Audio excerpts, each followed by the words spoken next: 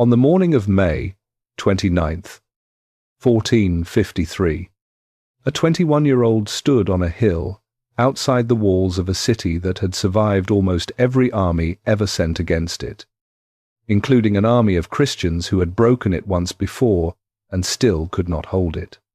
By noon, it had fallen. The question history has never fully answered is not how he did it. The question is what it did to him. In the year 413, workers in Constantinople finished laying the last stones of a defensive wall that would define the next 1,000 years of military history in Europe. Nobody celebrated. It was just work. Stone on stone. Mortar between the cracks. Another day of labor under the reign of a young emperor named Theodosius II, managed in practice by a capable official named Anthemius, who understood that the city's greatest vulnerability was the one side where land connected it to the rest of the world. The men who placed those final stones had no way of knowing what they were making. They thought they were building a wall. They were building a legend. The city sat on a triangle of land where Europe nearly touches Asia. Water on 3 sides. To the east, the Bosphorus, the narrow strait connecting the Black Sea to the Mediterranean, one of the most strategically valuable stretches of water on the planet. To the south, the Sea of Marmara. To the north, a natural harbour called the Golden Horn, protected by a massive iron chain that could be stretched across its mouth to block any ship that tried to enter without permission. And on the one side, where the land connected to the rest of the world, there was the wall. Not one wall, 3. A wide moat filled with water. Then an outer wall, lower, meant to slow attackers down. Then an open killing ground between the walls, where anyone who made it over the first barrier would find themselves trapped in the open, exposed from both sides. And finally, the inner wall, rising nearly 70 feet, with towers every 150 feet, so that archers could cover every angle of approach. If you came at that wall from the outside, you had to cross the moat, scale the first barrier, survive the killing ground, and somehow climb the second wall, all while being shot at from 3 directions. The people who designed it were not trying to make something strong. They were trying to make something that turned an attacker's momentum against him at every single step. It worked. In 626, an Avar army crossed the Danube and marched all the way to Constantinople. They looked at the walls. They camped outside for a while. They left. In 674, an Arab fleet arrived with an army behind it. They stayed for 4 years, trying different approaches, different seasons, different tactics. They left.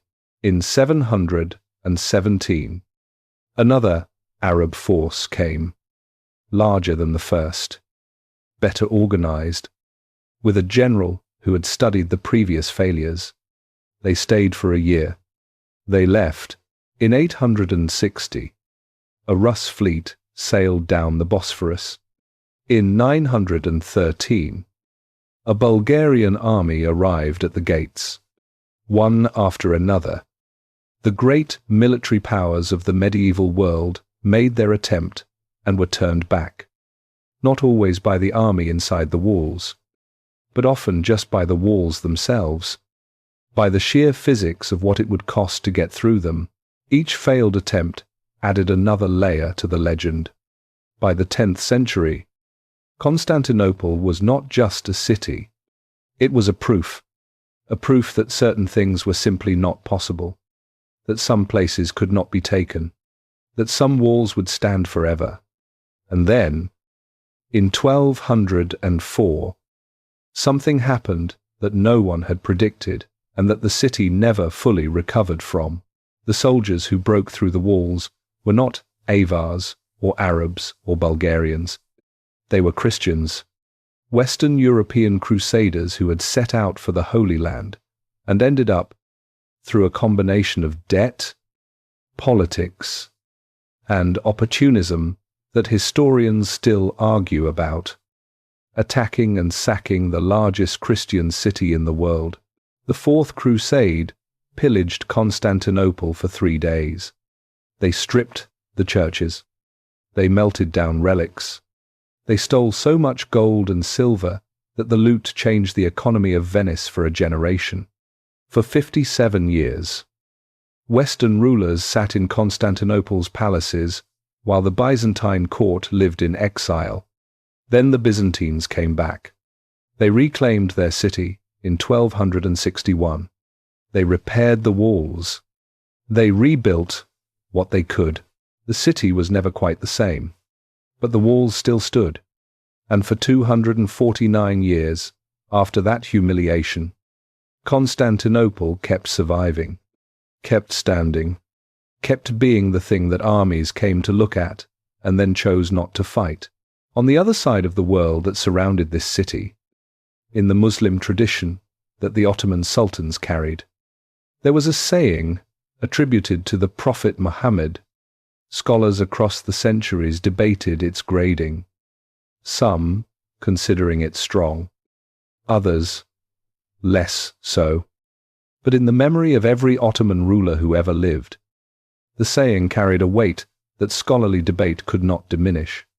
It held that Constantinople would one day be conquered, and that the commander who accomplished it would be someone worth remembering, and that the army behind him would be an army worth belonging to.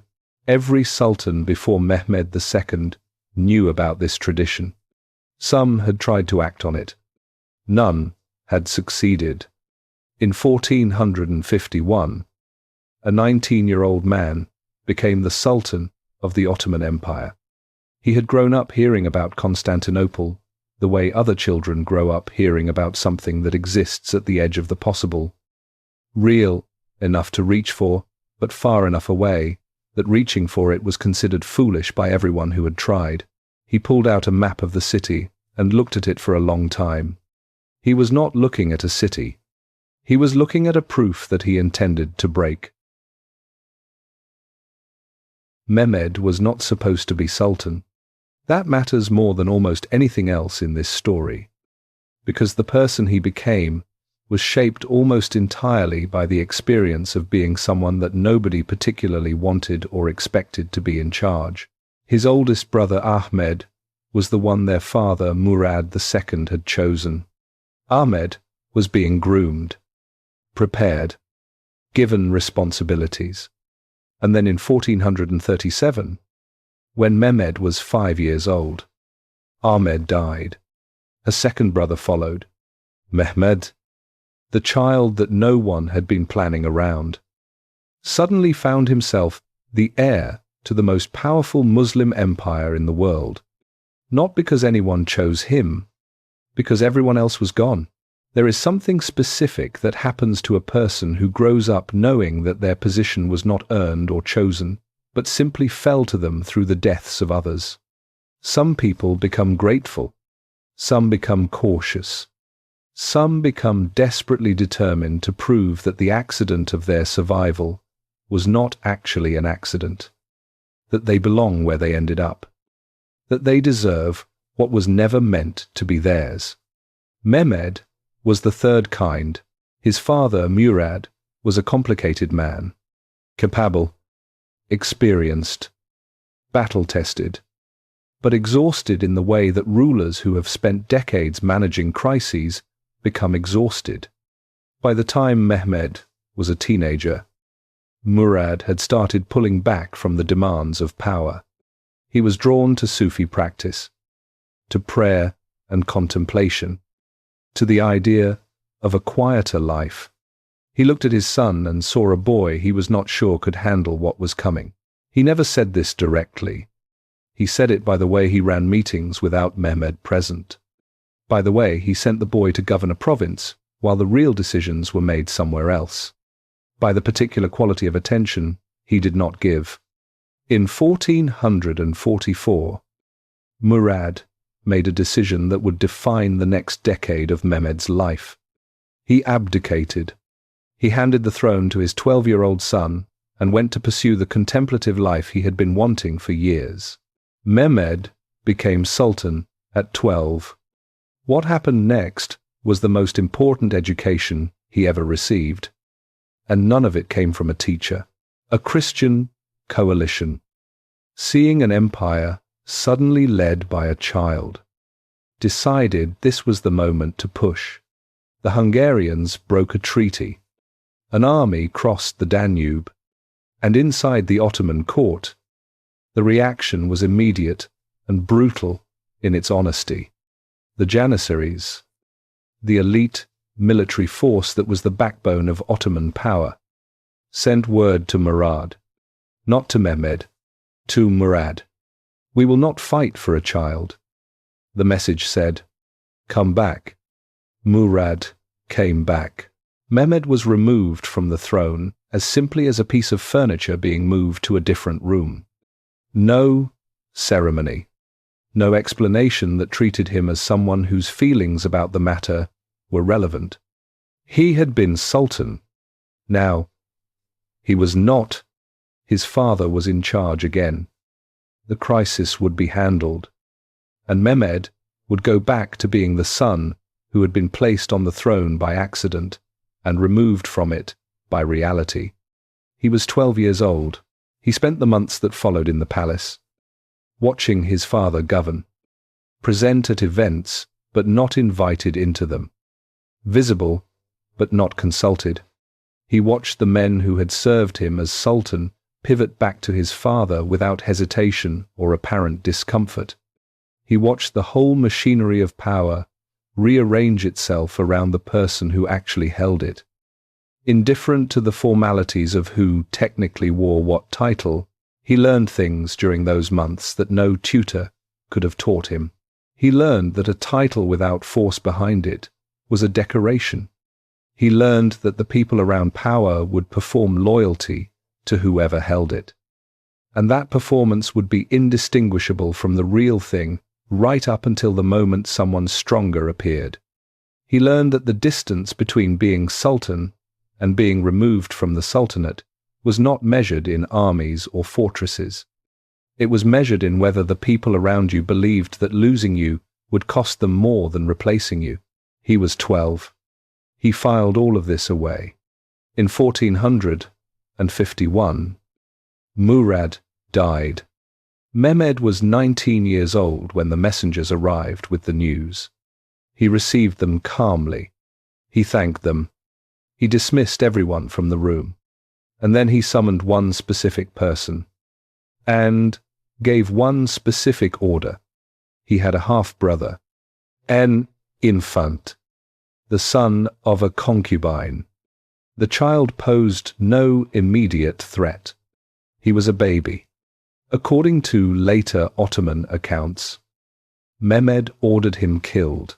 In the years that followed, he would formalize what he had done into law. A sultan ascending to the throne could have his brothers killed to prevent the succession wars that had torn the empire apart in previous generations. It was brutal. It was also, in the cold logic of a world where disputed successions killed thousands of people in civil wars, a different kind of calculation entirely, one that traded a small certain harm for a large uncertain one. That is the most honest thing that can be said about it. It was not the act of a monster who enjoyed cruelty. It was the act of someone who had spent years learning that ambiguity about power was more dangerous than the exercise of power itself. The boy who had been removed from a throne because no one feared what losing him would cost had become someone who made sure, on his very first day back, that certain kinds of ambiguity would not be permitted. He was 19. He had a map on his wall, and he had been thinking about Constantinople for a very long time. There was a man in Mehmed's court named Chandala Halil Pasha, who had been running the Ottoman Empire for most of Mehmed's life. Not officially. Officially. Halil was the Grand Vizier, the chief minister, the man who handled the administrative machinery of the empire on behalf of the Sultan. But in practice, during the years when Murad was pulling back, and Mehmed was a child and then a teenager, and then a briefly reigning 12-year-old who got removed from power in a matter of months, Halil had been the person who actually kept things moving. He knew where every body was buried. Figuratively, and in some cases literally, he had relationships with foreign courts that predated Mehmed's birth. He was experienced, careful, and genuinely capable in the way that people who have survived decades of court politics become capable, by learning exactly how much to do and exactly how little to show. He did not think Mehmed was ready to rule. He did not say this.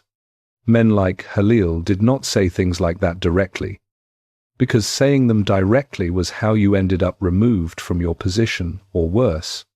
He said it by arriving slightly late to meetings, by asking clarifying questions about decisions that were already clear, by citing historical precedents that suggested caution, patience, the wisdom of not moving too fast. Every objection was reasonable on its surface. Every delay was justified by some legitimate concern.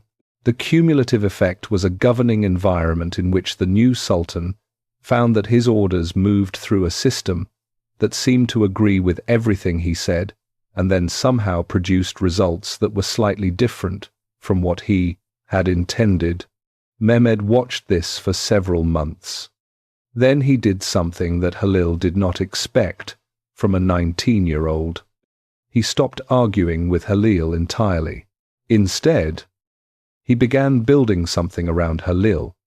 He identified younger men without the entrenched positions and inherited loyalties that made Halil's network so resilient, men who had come up without family connections to the old Ottoman aristocracy, who owed what they had entirely to whoever was willing to elevate them. He spent time with them. He gave them responsibilities. He listened to them in the way that Murad had rarely listened to Mehmed, with attention that communicated that what they said actually mattered to the person hearing it. One of these men was Zaganos Pasha. Zaganos was younger than Halil by decades, ambitious in the direct and uncomplicated way that men become ambitious when they have nothing to lose by reaching upward. And he believed in Mehmed in the specific way that people believe in someone who has given them a reason to, not because Mehmed was charming or inspirational in any obvious sense, because Mehmed was going to do something large, and Zaganos wanted to be part of it. What Mehmed was going to do required solving 3 problems simultaneously. He had identified these problems years earlier. Reading Ottoman military history, reading Byzantine sources, reading the accounts of every previous attempt on Constantinople, and tracing exactly where each one had broken down. The pattern was consistent enough to be a law of the thing. Every attempt had failed because no one had managed to solve all 3 problems at once. The first problem was the sea. Constantinople could receive supplies by water as long as the Bosphorus remained open to friendly ships. Any army that besieged the city from the land side would eventually find itself in a waiting game, and waiting games favored the defender who could still eat. The second problem was the wall itself. The Theodosian wall had survived everything that had ever been thrown at it, including the most advanced siege technology of every era that had tried. No existing weapon could reliably breach stone of that thickness in a time frame that kept an army in the field long enough to exploit the breach. The third problem was time. Large armies in the field had a natural lifespan. They consumed supplies. They got sick. They lost morale when results did not come quickly. The longer a siege went on without a decisive result, the more the pressure shifted from the city to the army outside it. Previous Ottoman attempts had addressed one or two of these problems and been defeated by the third. Mehmed intended to solve all three before the campaign began. For the first problem, he had already started planning a fortress on the Bosphorus that would control the strait and cut off the city's northern supply lines. He had chosen the location himself. On the European shore, at the narrowest point, directly across from an older Ottoman fortress on the Asian side, so that cannon from both banks could cover the entire width of the water. For the third problem, he had spent months calculating the logistics of keeping an army of 60,000 to 80,000 men in the field for as long as necessary, pre-positioning supplies, establishing chains of command that would maintain discipline even when the siege stretched longer than anyone expected. For the second problem, he needed a person. That person's name was Urban. Urban was a Hungarian engineer who worked with metal and fire in the way that very few people in the 15th century understood how to work with them. He had studied cannon making the way scholars studied theology, with total absorption and a genuine belief that he was engaged in something that mattered. He understood the physics of pressure and force and the behavior of metal under heat in ways that were largely built from trial and error rather than formal theory, but no less sophisticated for that. Urban had gone to Constantinople first. He presented himself to Constantine the 11th, explained what he could build, and named his price. Constantine, whose empire had been shrinking for 2 centuries and whose treasury reflected that shrinkage, could not pay it. He offered what he had. Urban looked at the offer and made a decision that would change the course of history. He went to Mehmed instead. Mehmed did not ask how much Urban wanted. He asked what Urban could build. Urban described it. A cannon larger than anything that existed. A cannon that could fire a stone ball weighing hundreds of pounds. A cannon that could, he believed, crack the Theodosian wall. Mehmed asked how long it would take. Urban said a few months. Mehmed said, "Build it." Then he asked the follow-up question that revealed everything about how he thought. He did not ask about the cannon's range, or its accuracy, or how many men it would take to operate. He asked how they would move it from the foundry in Edirne to the walls of Constantinople, a journey of well over 100 miles across terrain that had no roads capable of handling something that size. Urban had not fully worked that out. Mehmed told him they would build the road first. That detail, the road built specifically to carry a single weapon to a single destination, tells you something about the way Mehmed approached problems that no amount of description of his intelligence or ambition quite captures. He did not wait for obstacles to appear and then solve them. He mapped the entire sequence from intention to outcome and removed every obstacle in advance. The cannon was not a weapon he would figure out how to use after he had it. It was one precisely placed piece of a plan that had been complete in his head before the first stone of the road was laid. In 1452, the foundry at Edirne began casting. In the workshops, Urban supervised crews working in shifts around the clock. The molds were enormous. The amounts of bronze and iron required were staggering by the standards of the time. When the first large cannon was finished and ready for testing, the city of Edirne was given advance warning because the sound of the test firing was expected to be heard for miles, and there was concern about causing panic. The warning was the right call. When the cannon fired, the sound rolled across the landscape like something tearing. According to accounts from the period, the ball travelled nearly a mile before it hit the ground. People in the surrounding area, who had heard nothing like it, came out of their houses looking at the sky. Urban began work on an even larger one. Mehmed looked at the results and went back to his maps. He had solved the second problem. There is a version of Mehmed the Second that history loves to produce. The conqueror, the siege master, the man who broke the wall that no one could break, the sultan with the cannon and the 60,000 soldiers and the iron will to do what every predecessor had failed to do. That version is real, but it leaves out the thing that made the cannon and the soldiers and the wall actually mean something to him. It leaves out what was happening inside his head in the years before the siege. In the rooms where he sat alone, with books and maps and questions that no military manual could answer, Mehmed spoke 6 languages: Ottoman, Turkish, Arabic, Persian, Greek, Latin, and Serbian. This is a fact that gets mentioned in biographies and then moved past quickly, as if it were a footnote to his military career rather than a clue to what that career was actually about. Think about what it means to speak 6 languages in the 15th century. It means you have access to 6 entirely different ways of understanding the world.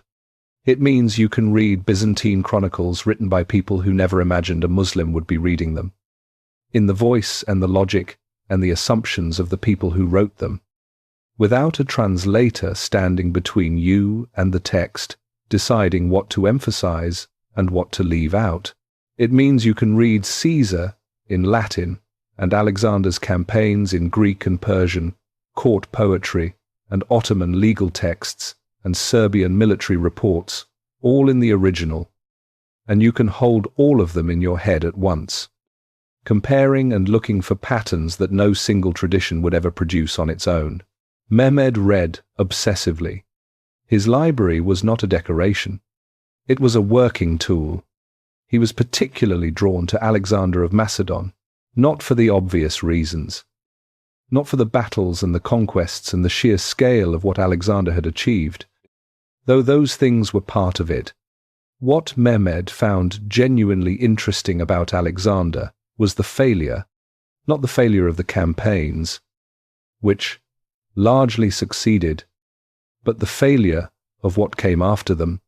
Alexander built the largest empire the ancient world had seen, and within a generation of his death at 32, that empire had fragmented into warring successor states. Everything he had built required him personally to function. Take him out of the equation, and the whole structure collapsed. Mehmed thought about this a great deal. He understood that Constantinople was not just a military target. It was a symbol, and symbols work differently from fortresses. A fortress falls when its walls break. A symbol falls when the idea it represents is replaced by a different idea. What Mehmed was working toward, in those years of reading and thinking and quiet preparation, was not just the capture of a city. It was the capture of a narrative, the story that the world told about what was possible, about who held power, about where the center of civilization was located. He read Byzantine history with particular care. He read it not as an enemy reading about a target, but as a student reading about a tradition he intended to inherit. The Byzantine Empire was the continuation of Rome in the East, the keeper of the Greek intellectual tradition, the center of Orthodox Christianity, the living connection to a history that stretched back further than Islam itself. When the Western Roman Empire fell in the 5th century, Constantinople had kept the flame burning. The great texts of the ancient world existed in the 15th century largely because Byzantine scholars had copied and preserved and transmitted them across 1,000 years. Mehmed understood that destroying that tradition would make him a conqueror. Inheriting it would make him something else entirely. He read Ptolemy's geography and found it outdated, so he commissioned scholars to update it. He collected manuscripts. He sought out learned men from different traditions and brought them into conversation with each other. He had two scholars write competing summaries of Platonic and Aristotelian philosophy so he could compare the arguments directly. He had a teacher during these years, named Molla Gurani, appointed by Murad, who found in Mehmed a student with a quality that made teachers either very satisfied or very uncomfortable. Mehmed did not accept things because a teacher said them. He accepted things because he had thought them through and found them convincing. He pushed back. He asked why. He wanted the logic, not just the conclusion. This made him a difficult student and an exceptional thinker. In 1451, when Murad died and Mehmed came to power for the second time, he was not the same person who had been lifted onto that throne and then lifted back off 9 years earlier. He had used those 9 years. Every book, every language, every conversation, every observation of how the men around him actually behaved when they thought the outcome did not depend on him. All of it had gone into building something, a plan for what came after. He already knew that taking the city was not the hard part. The hard part was what you did with it once you had it, how you turned a military victory into something that lasted, how you became not just the man who broke the wall, but the man who built what stood in the wall's place. Alexander had not figured that out. Mehmed intended to. In the spring of 1452, he gave the order to begin construction of the fortress on the Bosphorus that his people would call Rumeli Hisari. The men who built it could see Constantinople from the construction site. The people of Constantinople could see the fortress rising from their walls. No one needed to explain what it meant. The preparation was over. What came next was the thing itself. In the spring of 1452, the people of Constantinople developed a new habit. Every morning, when they climbed to the higher points of the city, the hills where you could see across the Bosphorus to the Asian shore and up the strait toward the Black Sea, they would look north, not because they wanted to, because they could not stop themselves, because every morning there was more of it than there had been the day before. The fortress was going up fast. Mehmed had chosen the location with the precision of someone who had studied the problem from every angle. The European shore of the Bosphorus, at its narrowest point, directly across from the older Ottoman fortress on the Asian side, so that cannon placed on both banks could sweep the entire width of the water. Nothing would pass through that strait without Ottoman permission. No supply ship from Genoa or Venice. No grain from the Black Sea ports. No reinforcements from any direction that approached by water. But the military logic, as sound as it was only part of what Mehmed was doing. He was also sending a message. He could have built the fortress somewhere less visible. He could have chosen a position slightly further north, slightly out of the direct line of sight from Constantinople's walls. He did not. He chose the spot that his engineers told him was strategically optimal, and that spot happened to be in full view of the city he intended to take. Every stone that went up was visible from the walls. Every day of construction was a day of psychological pressure applied to people who were already running out of reasons for optimism.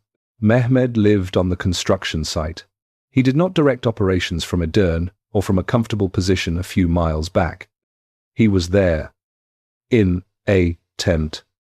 For the months that the work lasted, his presence was noticed by his own men, who understood that a sultan who slept at a construction site was serious in a way that sultans who issued orders from palaces were not always serious, and by the Byzantine observers watching from across the water, who could see the Ottoman camp and could see that the man in charge of the empire was personally supervising the work of strangling their city.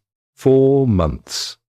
That was how long it took to build Rumeli Hisari from bare ground to operational fortification.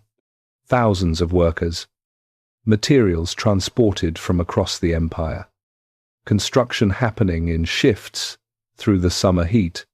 In November of 1452, the fortress fired its first shot in anger. A Venetian ship attempted to pass through the Bosphorus without stopping to pay the toll that Mehmed had imposed on all traffic through the strait. The fortress cannon opened fire. The ship was sunk.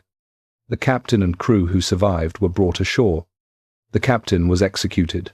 Mehmed sent word to Venice, to Genoa, to every trading power that operated in the eastern Mediterranean.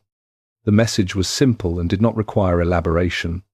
The strait belonged to him now. Anyone who wanted to use it would do so on his terms. Venice was angry. Genoa was angry. The Pope was angry. Constantinople was terrified. None of them sent an army. Inside Constantinople, Constantine XI received reports about the fortress construction every day from the people watching it go up. He sent diplomatic protests to Mehmed. Mehmed did not respond. Constantine reached out to Western powers for support, to Venice, to Genoa, to the papacy, to anyone who might understand that what was happening on the Bosphorus was not just an Ottoman-Byzantine problem, but a threat to the entire Christian world and to the commerce that flowed through these waters. The responses were not nothing. They were just not enough. Venice offered sympathy and some ships. Genoa sent a professional soldier named Giovanni Giustiniani with 700 men. Motivated by the promise of an island if the city held, the Pope sent letters. Hungary, the one Western power with both the proximity and the military strength to actually matter, was consumed by its own internal politics and did not send an army in time to change anything. Constantine understood the arithmetic of what was coming. He had roughly 7,000 men to defend a land wall nearly 4 miles long. The man building the fortress on the Bosphorus was known to have somewhere between 60,000 and 80,000 soldiers he could bring to bear. The cannon being built in Edirne, the one that the Hungarian engineer had designed to specifications, no previous weapon had approached, was reportedly capable of throwing a stone ball heavy enough to crack walls that had stopped everything else the world had thrown at them. Constantine knew all of this. He stood on his walls and watched Rumeli Hisari take shape across the water and understood that the game had changed in ways that could not be changed back. The old rules, the rules under which Constantinople had survived for so long, the rules that said time was on the defender's side and that walls this strong would outlast any attacker's patience. Those rules depended on a certain balance of technology and logistics that Mehmed had methodically dismantled over the previous years. The fortress was not the thing that would take the city. The fortress was the thing that made the taking of the city possible. It was the door closing on one set of options, the narrowing of the future into a corridor that led in only one direction.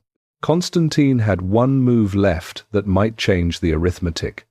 He could offer the religious unification that the Pope had been requesting for years, the formal reconciliation between the Orthodox and Catholic churches that had been separated since 1054, a split made deeper by the trauma of 1204.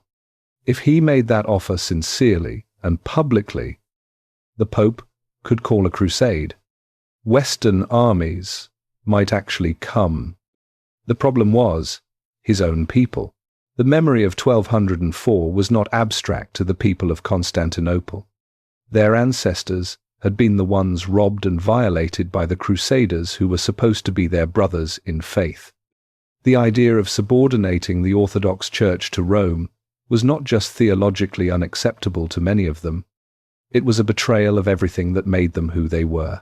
There was a saying that circulated in the city, attributed to the powerful official Lucas Notaras, that it would be better to see the Turkish turban in Constantinople than the Latin mitre. It was not a statement of preference for Ottoman rule. It was a statement about how deep the wound of 1204 still ran, and how much more frightening certain solutions felt than the problem they were meant to solve. Constantine was caught between the impossibility of defending the city without Western help, and the impossibility of getting Western help without offering something that his own people would experience as a second betrayal. He made his choice in December of 1452. He held a ceremony of religious union in Hagia Sophia. Orthodox and Catholic clergy prayed together in the great church for the first time in 4 centuries. The words of reconciliation were spoken. The congregation was thin. The mood in the city afterward was cold, in a way that witnesses described without quite being able to name. The Western armies he had hoped to summon with that gesture did not arrive in time to matter. He had paid the price of the thing and received very little of the thing itself. He had until April to prepare for what was coming. Urban was somewhere around 40 years old when he made the decision that changed history. We do not know much about him beyond his name, his nationality, and what he built. He was Hungarian. He had spent his career studying the science of metal and fire, specifically the problem of how to contain an explosive force long enough to direct it at a target, then release it in a way that did not also destroy the weapon doing the releasing. This was, in the 1400s, an extremely complicated problem, and the people who solved it well were rare enough to be valuable to any ruler with the money and the ambition to employ them. Urban had gone to Constantinople first. This is the detail that stops you when you encounter it, because it means the weapon that ended Byzantine civilization was offered to Byzantine civilization before it was offered to anyone else. Constantine XI had the first chance to own what Urban was selling. He could not pay for it. The Byzantine treasury in 1452 was a shadow of what it had once been. The empire had been contracting for 2 centuries. Tax revenues from a shrinking territory funded the defense of a city whose population had fallen from its great height to somewhere between 40 and 50,000 by the time of the siege. Constantine offered Urban what he had. It was not enough. Urban left Constantinople and travelled to Edirne, where Mehmed received him. The meeting was direct. Urban explained what he could build. Mehmed asked questions, the specific, practical questions of someone who had already been thinking about this problem and wanted to know whether the answers he had been working with were correct. The size of the projectile, the range, the effect on stone walls of a specific thickness and composition, how many of these weapons could be built, how long it would take. Then Mehmed offered Urban 4 times what Constantinople had offered. Later accounts describe Urban as genuinely startled by the number. Mehmed did not negotiate. He named a price that removed any possibility that Urban would go looking for a better offer elsewhere. And he did it immediately, which told Urban something about how seriously the Sultan was taking this and how prepared he had been for exactly this conversation. Urban went to work. The foundry at Edirne ran through the winter of 1452 and into 1453. Contemporary accounts describe the operation in terms that communicate the physical scale of it. The enormous quantities of bronze and iron, the specialized molds built to Urban's specifications, the crews working in shifts to maintain the fires at the temperatures required. What emerged from that process were several cannon of different sizes, the largest of which was something the world had not seen before. The accounts of this largest weapon vary across sources in their specific measurements, which is worth saying plainly. Writers who saw it or heard about it described it differently, depending on when they were writing and what they were trying to convey.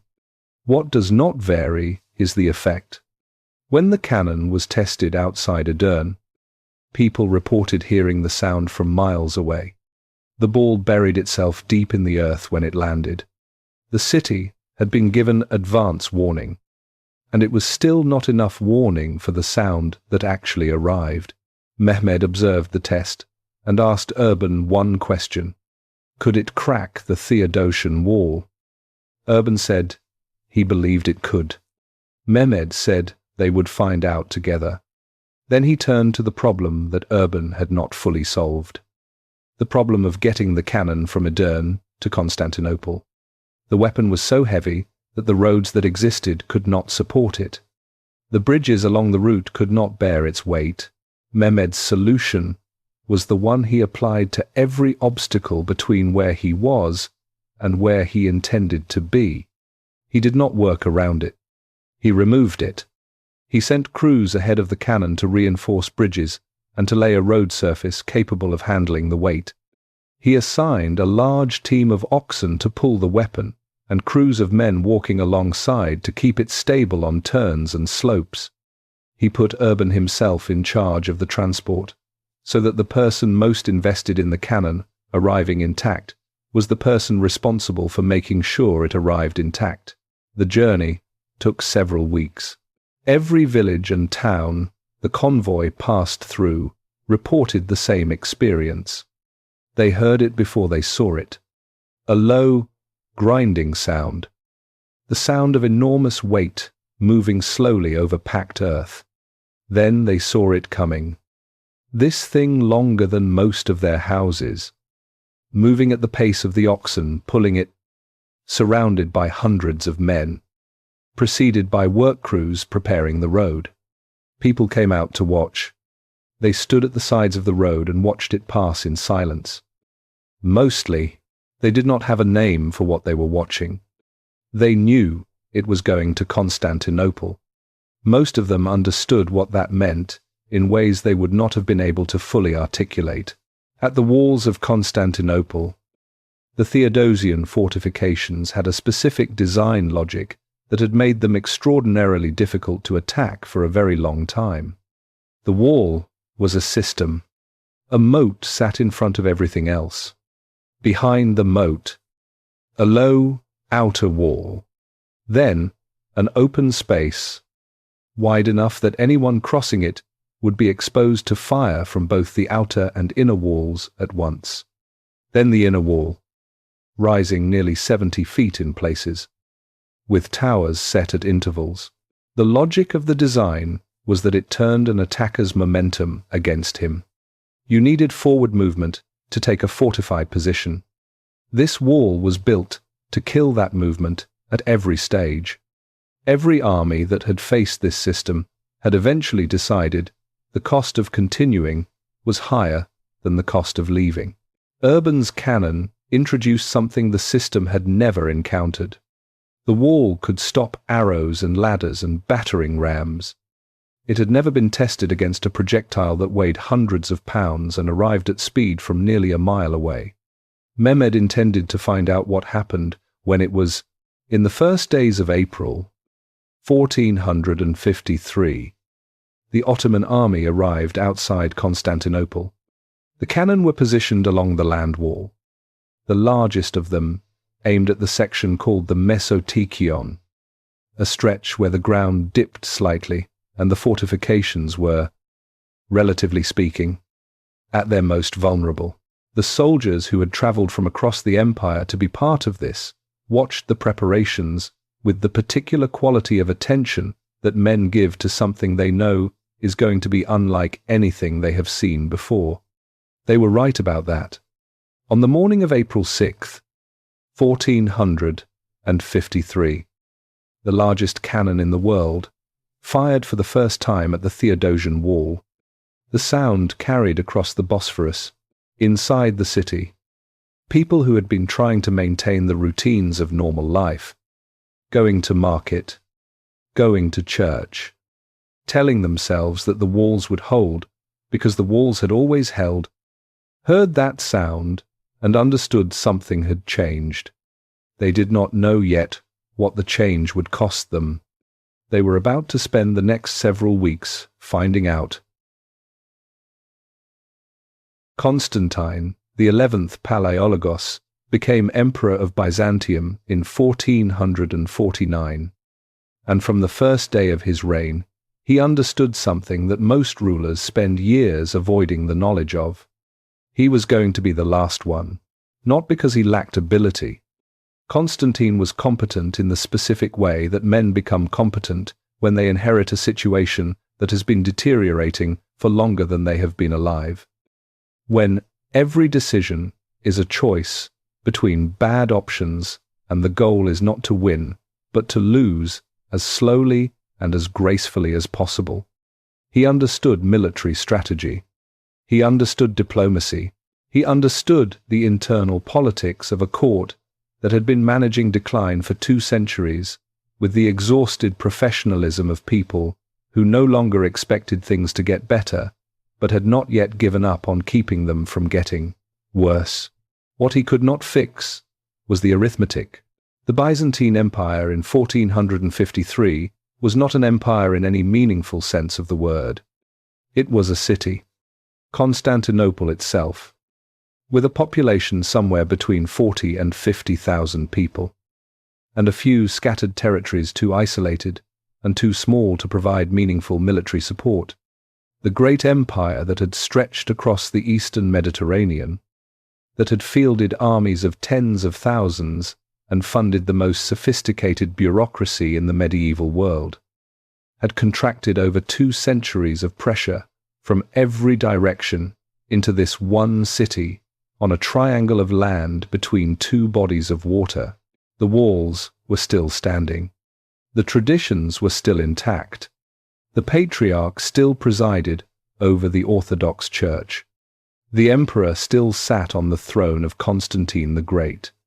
The ceremonial forms of a 1,000-year civilization were maintained with a care that might have looked, from the outside, like denial. It was not denial. It was dignity. There is a difference. Constantine had roughly 7,000 men to defend a land wall nearly 4 miles long. Do that arithmetic, and you get fewer than 2 men per yard of wall. In military terms, the minimum defensible ratio for a fortified position was generally considered to be about 1 defender per yard. Constantine had less than half of that.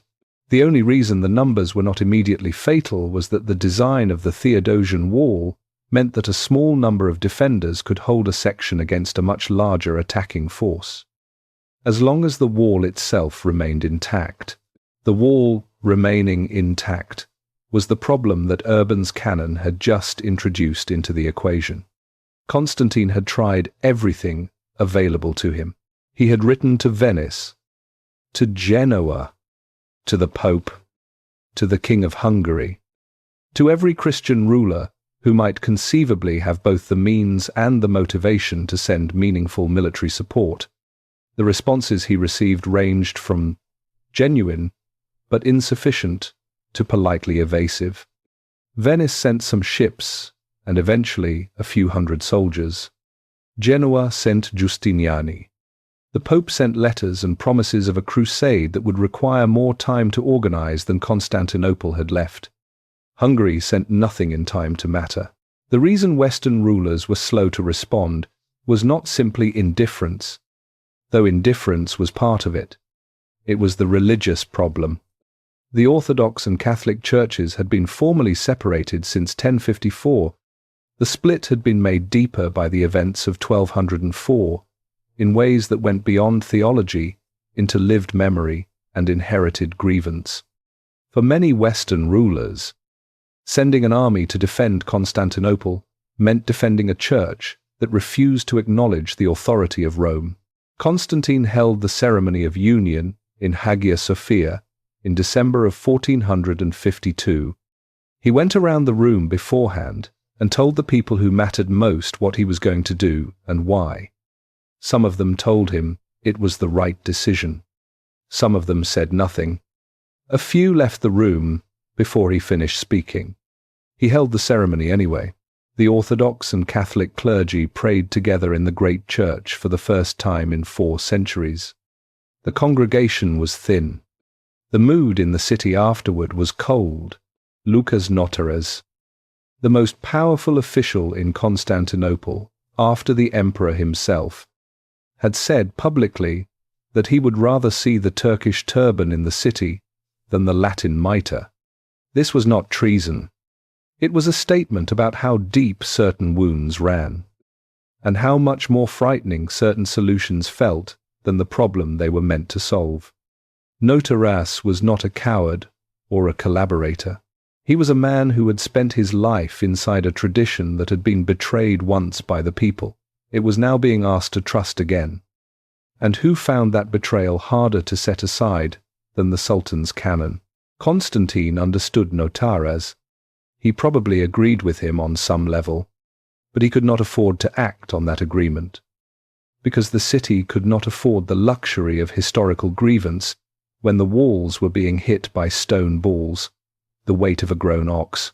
Giustiniani arrived in January of 1453 with his 700 Genoese soldiers and immediately made himself useful in the way that professional soldiers make themselves useful.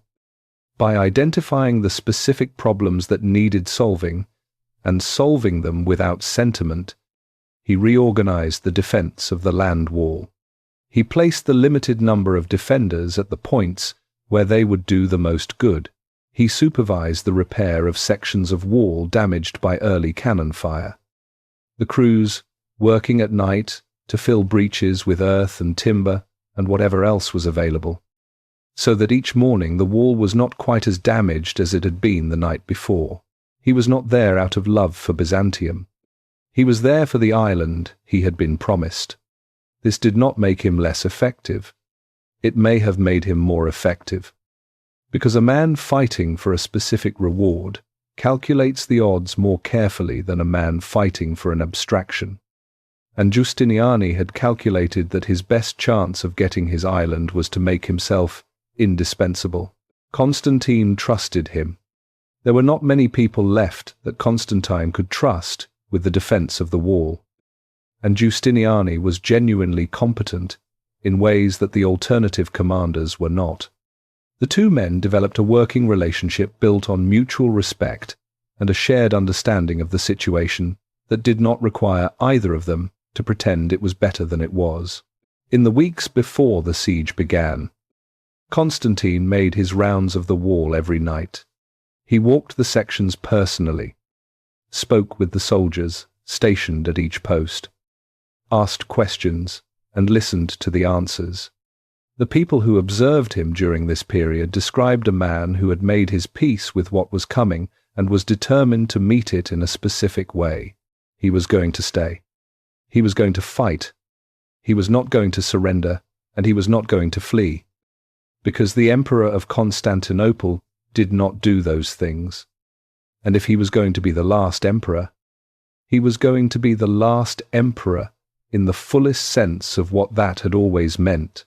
There is a quality in certain people who know they are facing something unsurvivable that looks, from the outside, like calm. It is not calm.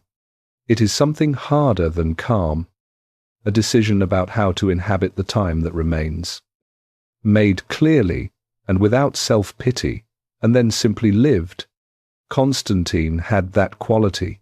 He walked his walls at night and spoke to his soldiers and watched the Ottoman campfires spread across the horizon like a second city that had appeared overnight, larger than his own city, burning with a brightness that was visible from every high point in Constantinople. He went back inside the walls each morning and did the work of the day. There was not much else he could do. On the night of April 5th, 1453, the Ottoman army arrived in its full strength outside the walls of Constantinople. The people watching from the walls saw the fires appear first. Single points of light, then clusters, then a line that extended in both directions until it curved with the horizon. By the time full dark had settled, there were fires stretching from the shore of the Golden Horn in the north to the shore of the Sea of Marmara in the south, a crescent of light that enclosed the landward side of the city completely. Then they heard it. Not cannon. Not yet. Just sound. Tens of thousands of men in an army camp at night. The particular sound of that many people existing in one place. Talking and moving and living. A sound that carried across the open ground between the Ottoman camp and the Byzantine walls, and settled over the city like weather. The people on the walls did not sleep much that night. In the Ottoman camp, Mehmed was working. He had divided his forces into 3 sections covering the land wall, each with specific assignments, specific cannon placement, and specific objectives. The section facing the Mesotation, the area where the terrain dipped slightly and the wall was relatively lower, was where he concentrated his heaviest firepower, including the great cannon that Urban had built. This was the point he expected to breach first. He had placed his European forces on the left wing and his Anatolian forces on the right, with the elite Janissary units held in reserve at the center. The Janissaries would go in when the moment came. Not before. Using your best soldiers to absorb the first resistance was the way to win a battle at high cost. Mehmed intended to win at a controlled cost, which meant holding the Janissaries back until the defense had been worn down enough that their impact would be decisive rather than merely expensive. The naval situation required separate management. The Golden Horn, the harbour on the northern side of the city, was protected by a chain stretched across its mouth between Constantinople and the Genoese colony of Galata on the other shore. As long as that chain held, Ottoman ships could not enter the harbour, and the northern section of the city's sea walls could be lightly defended because the sea approach was blocked. The Byzantine and Allied ships that held the harbour were a small fleet, but they were enough to maintain the chain's effectiveness. Mehmed had a substantial naval force, but it was being kept at a distance by the chain. He needed the harbour either neutralized or accessible. He had an idea about how to handle that problem, but the right moment had not come yet. Inside the camp, Halil Pasha continued to make his concerns known. Halil had opposed this campaign from the beginning, and he had not stopped opposing it simply because the army was now outside the walls and the cannon were in position, and the moment for opposition had arguably passed. He raised his objections in the private councils that Mehmed held each evening, laying out the same arguments with the persistence of a man who believed he was right and considered it his duty to keep saying so. The risk of prolonged siege, the attention being drawn from Hungary and Venice, the damage to the empire's resources if the campaign failed, the possibility of negotiating a favorable surrender that would achieve the objective without the cost. Mehmed listened to Halil at these councils with a patience that the people around the table found hard to read. He did not argue. He did not dismiss. He heard the arguments out and then returned to his maps and his calculations and the reports coming in from his section commanders. What Halil did not understand, or could not allow himself to understand, was that for Mehmed the negotiated option was not actually an option. A sultan who took Constantinople by persuading it to surrender had won a city. A sultan who broke the Theodosian Wall had done something that would echo across the next century of history. The difference between those two outcomes was not territorial. It was the difference between a capable ruler and a figure of a completely different kind. Mehmed needed to be the second kind. The cannon began firing on April 6th, and the rhythm of the siege established itself almost immediately. The great cannon fired several times a day. The intervals between shots determined by the time needed to cool and reload. The sound of each firing was followed by a pause in which the dust settled and the defenders on the wall could see the damage and begin calculating what needed to be repaired before the next shot arrived.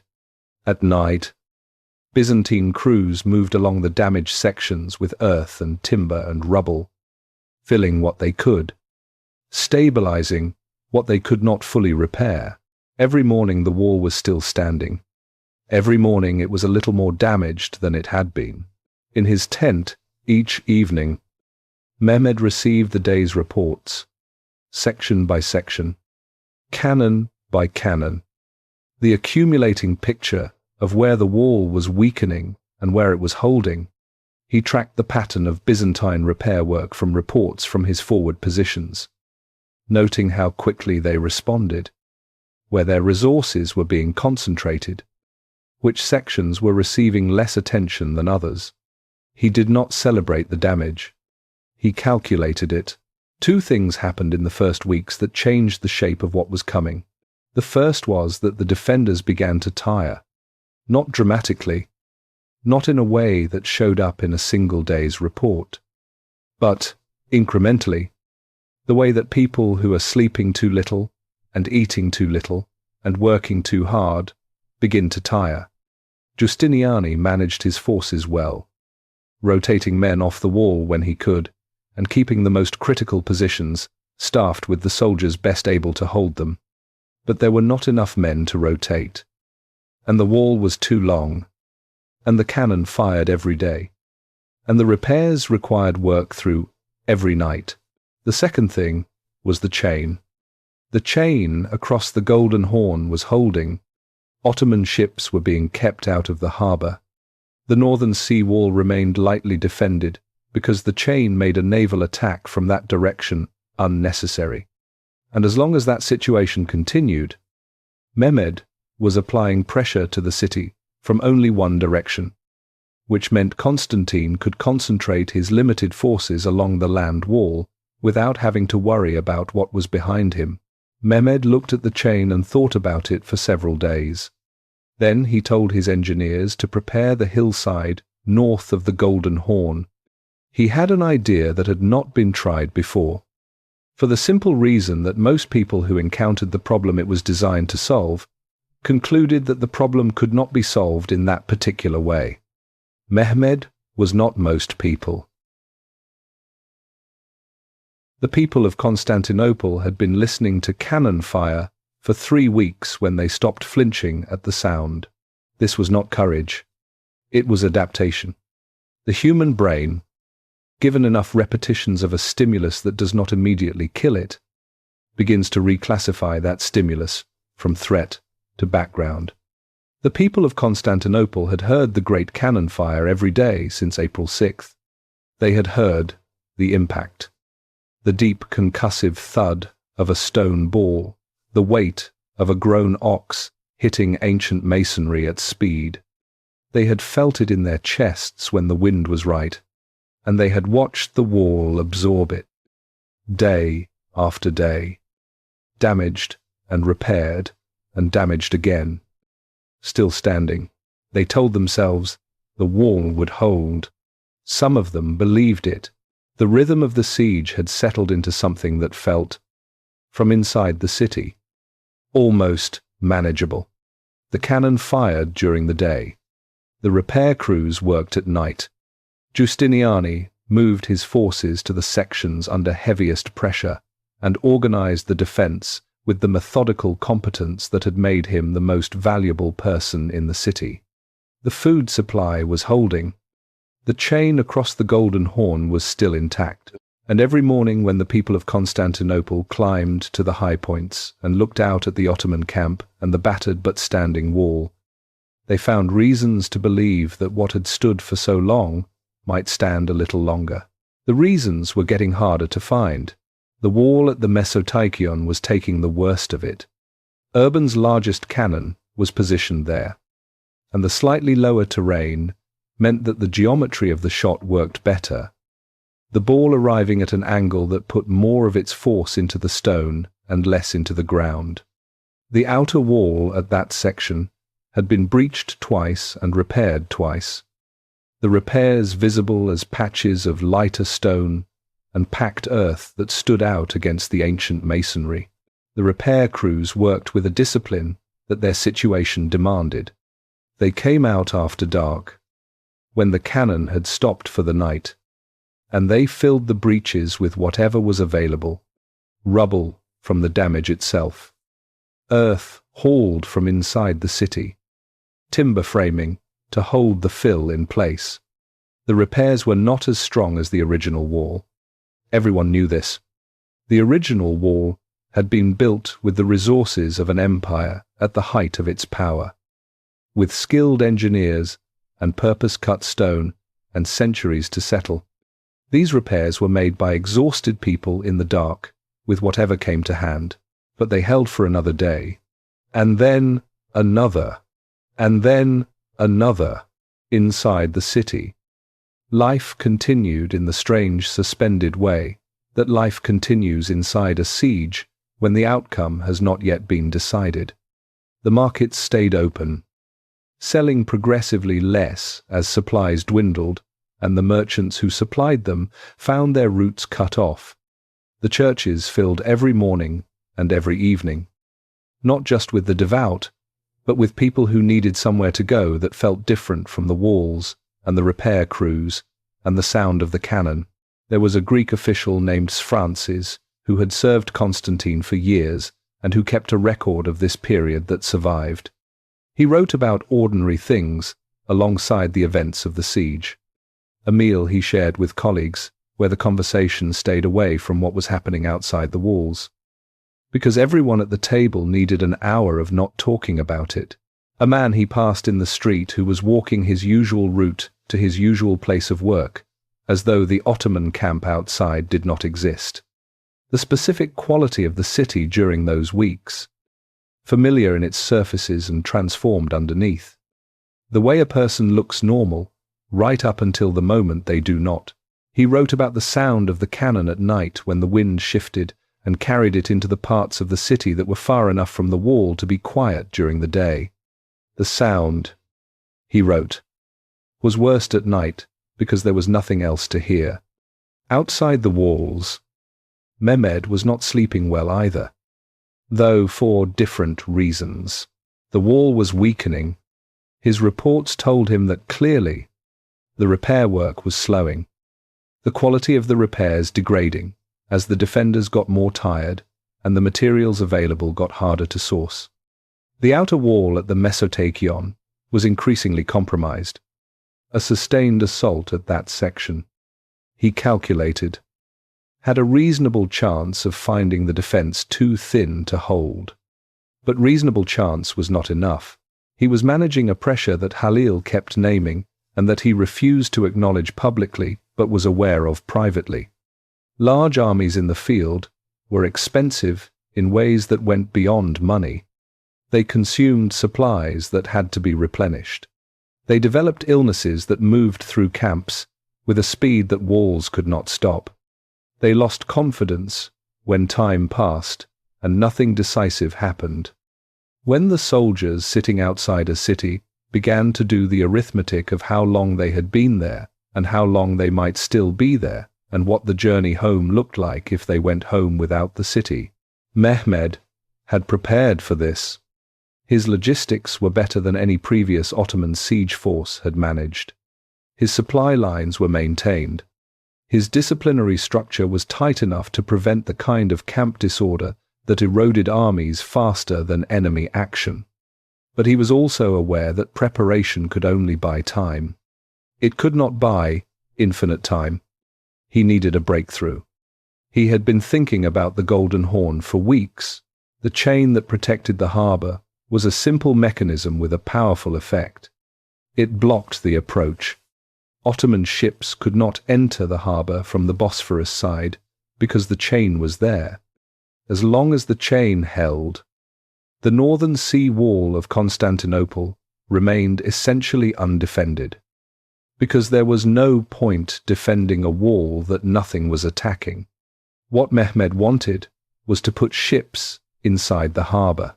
The way to do this was by conventional military logic, not possibly. The chain was too strong to break with the ships available.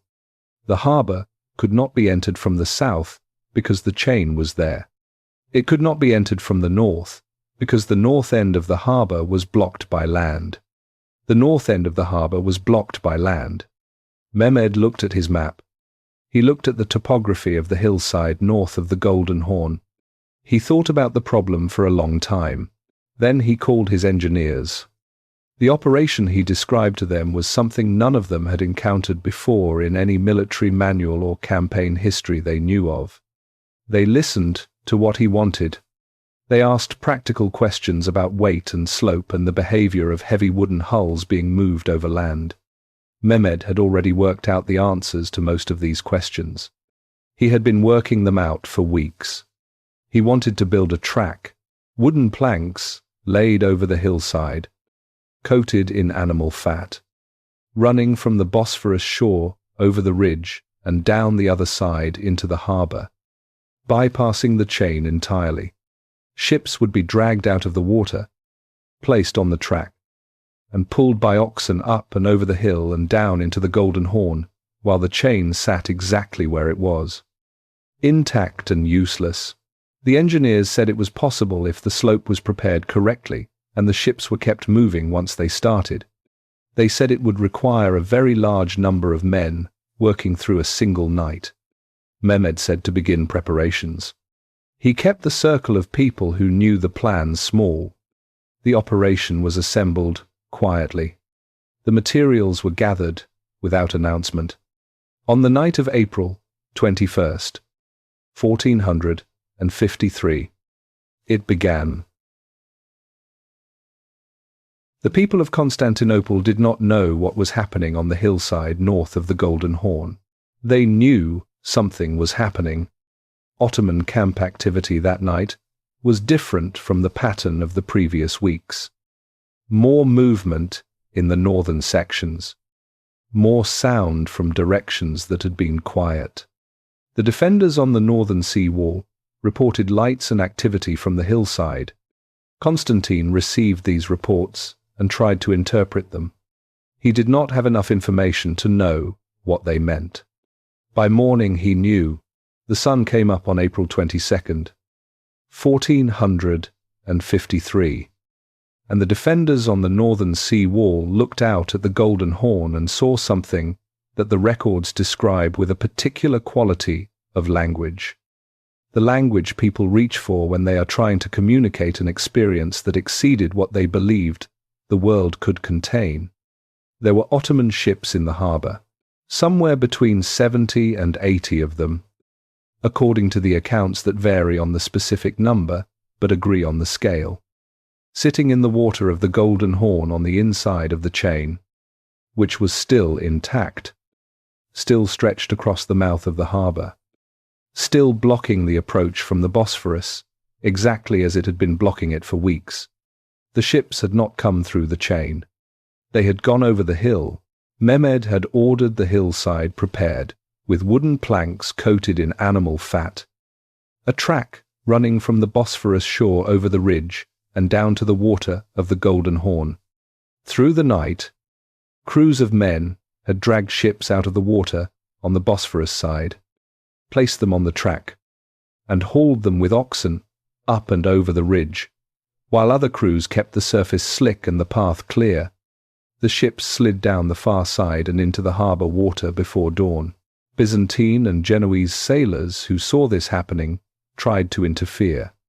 A fleet of Allied ships attempted to reach the Ottoman vessels while they were still being moved, to attack them while they were vulnerable on the hillside or in the water before they were fully manned and organized.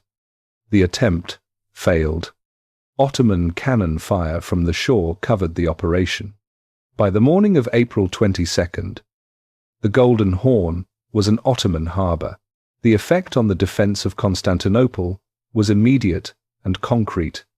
Constantine now had to extend his defensive line to cover the northern sea wall, which had been essentially unmanned because the chain made it unnecessary to defend. He had 7,000 men and a wall that was now longer by the entire length of the northern shoreline. The arithmetic, which had already been unfavourable, got worse. But the effect on the people watching from inside the city was something different from the tactical problem. and in some ways larger. Constantinople had survived for so long, in part because of a shared understanding that certain things were simply not possible. The walls were too strong. The chain was too strong. The water approach was too well protected. These were the fixed facts of the city's defenses. The things that every attacker eventually encountered and that had turned back every force that had ever come. Mehmed had just demonstrated that at least one of those fixed facts was not fixed. He had moved ships over a hill. He had done something that military history had no precedent for, and that the defenders of Constantinople had not considered necessary to plan for, because it was the kind of thing that did not happen. And now it had happened. The chain was blocking the harbour. Everyone could see the chain blocking the harbour, and there were Ottoman ships on the inside of it. A Greek account from the period describes the reaction inside the city with a precision that the years have not dimmed. People were frightened in a new way. The fear of the cannon was the fear of a known thing doing known damage. This was the fear that came from learning that the person outside the walls was operating according to a different understanding of what was possible than the one you had been relying on. When you discover that your opponent does not accept the limits you assumed you both shared, the fear is not really about the specific thing they have done. It is about what they might think of next. Constantine redistributed his forces to cover the new threat from the north. He pulled men from sections of the land wall that had been receiving lighter pressure and moved them to the sea wall. This was the correct military response, and also exactly what Mehmed had intended it to produce. The land wall defense, already thin, got thinner. Inside the Ottoman camp, Halil Pasha observed the ships in the harbour and said less than he had been saying in the weeks before. He was not a stupid man. He understood what he was seeing. He had spent months arguing that the campaign was too risky, that the wise course was negotiation, that Constantinople had defeated every attacker who had come before.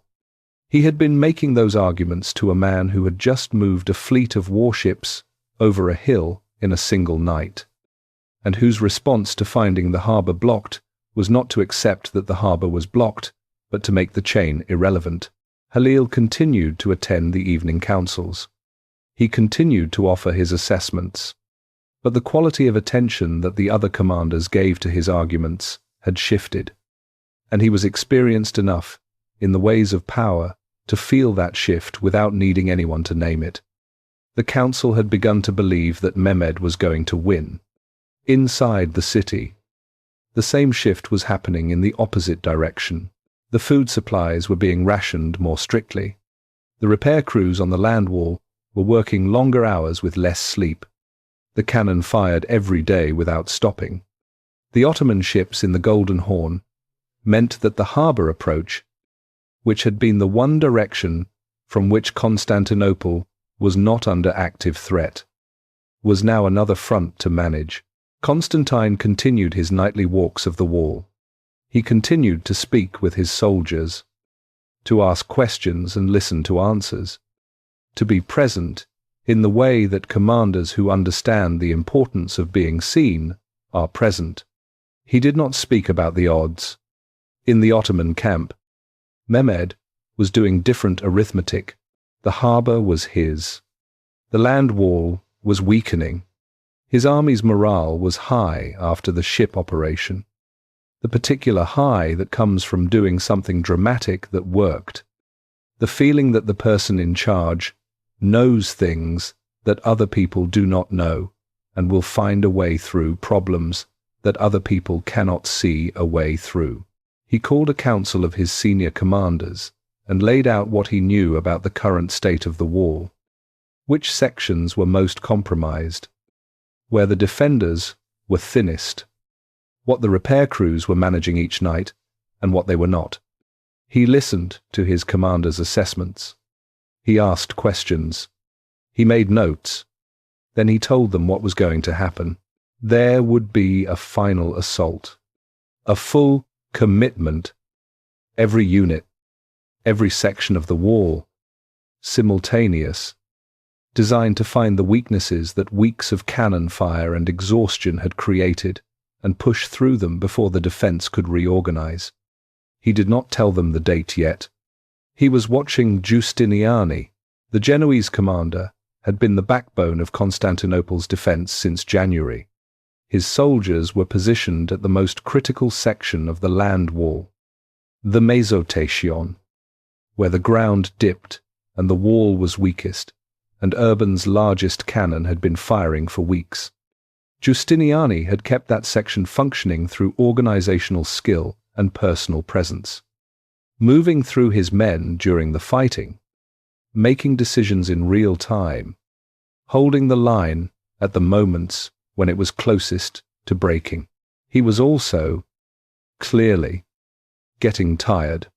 Mehmed had been watching the reports from the Mesotakian section carefully, tracking the patterns of how the defense responded, the response times when a breach was opened, the quality of the repair work, the hours at which activity on the wall was highest and lowest. He was looking for the moment when the man holding that section together reached the limit of what he could sustain. He thought that moment was coming soon. He began planning the final assault. There was a woman in Constantinople during the siege who kept a small oil lamp burning in her window every night. We do not know her name. The sources from the period that describe life inside the city during those weeks do not record it. What they preserve, in the accounts of people who were there and the chronicles assembled afterward from testimony, is the shape of what ordinary life looked like inside the walls during those weeks. And within that shape this detail appears, small enough to be almost nothing, large enough to stay with you. She kept the lamp burning. Her neighbors noticed it. Some of them started doing the same thing. By the 5th week of the siege, there were lamps in windows across several streets in the neighborhood behind the land wall. Not because anyone had organized it or because there was a tradition that called for it, but because one person had done something and others had seen it and understood something about what it meant without needing it explained. The lamps did not help the defense. They did not add soldiers to the wall or stone to the repairs. They were just light in windows. Small and quiet assertions that the people inside the city were still there and still intended to be there tomorrow. This is what a siege looks like from the inside. The markets stayed open. This detail appears in multiple accounts from the period, and it is worth sitting with, because it is not the detail you expect.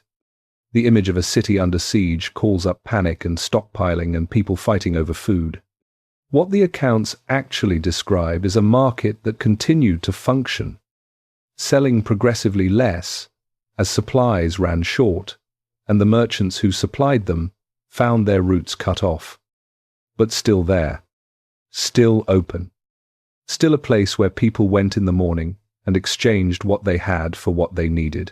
The churches were full in a way they were not usually full, not just for the scheduled services, which were attended by more people than they had been before the siege began, but at odd hours, when people came in alone or in small groups and sat or knelt without any particular purpose that the liturgical calendar required.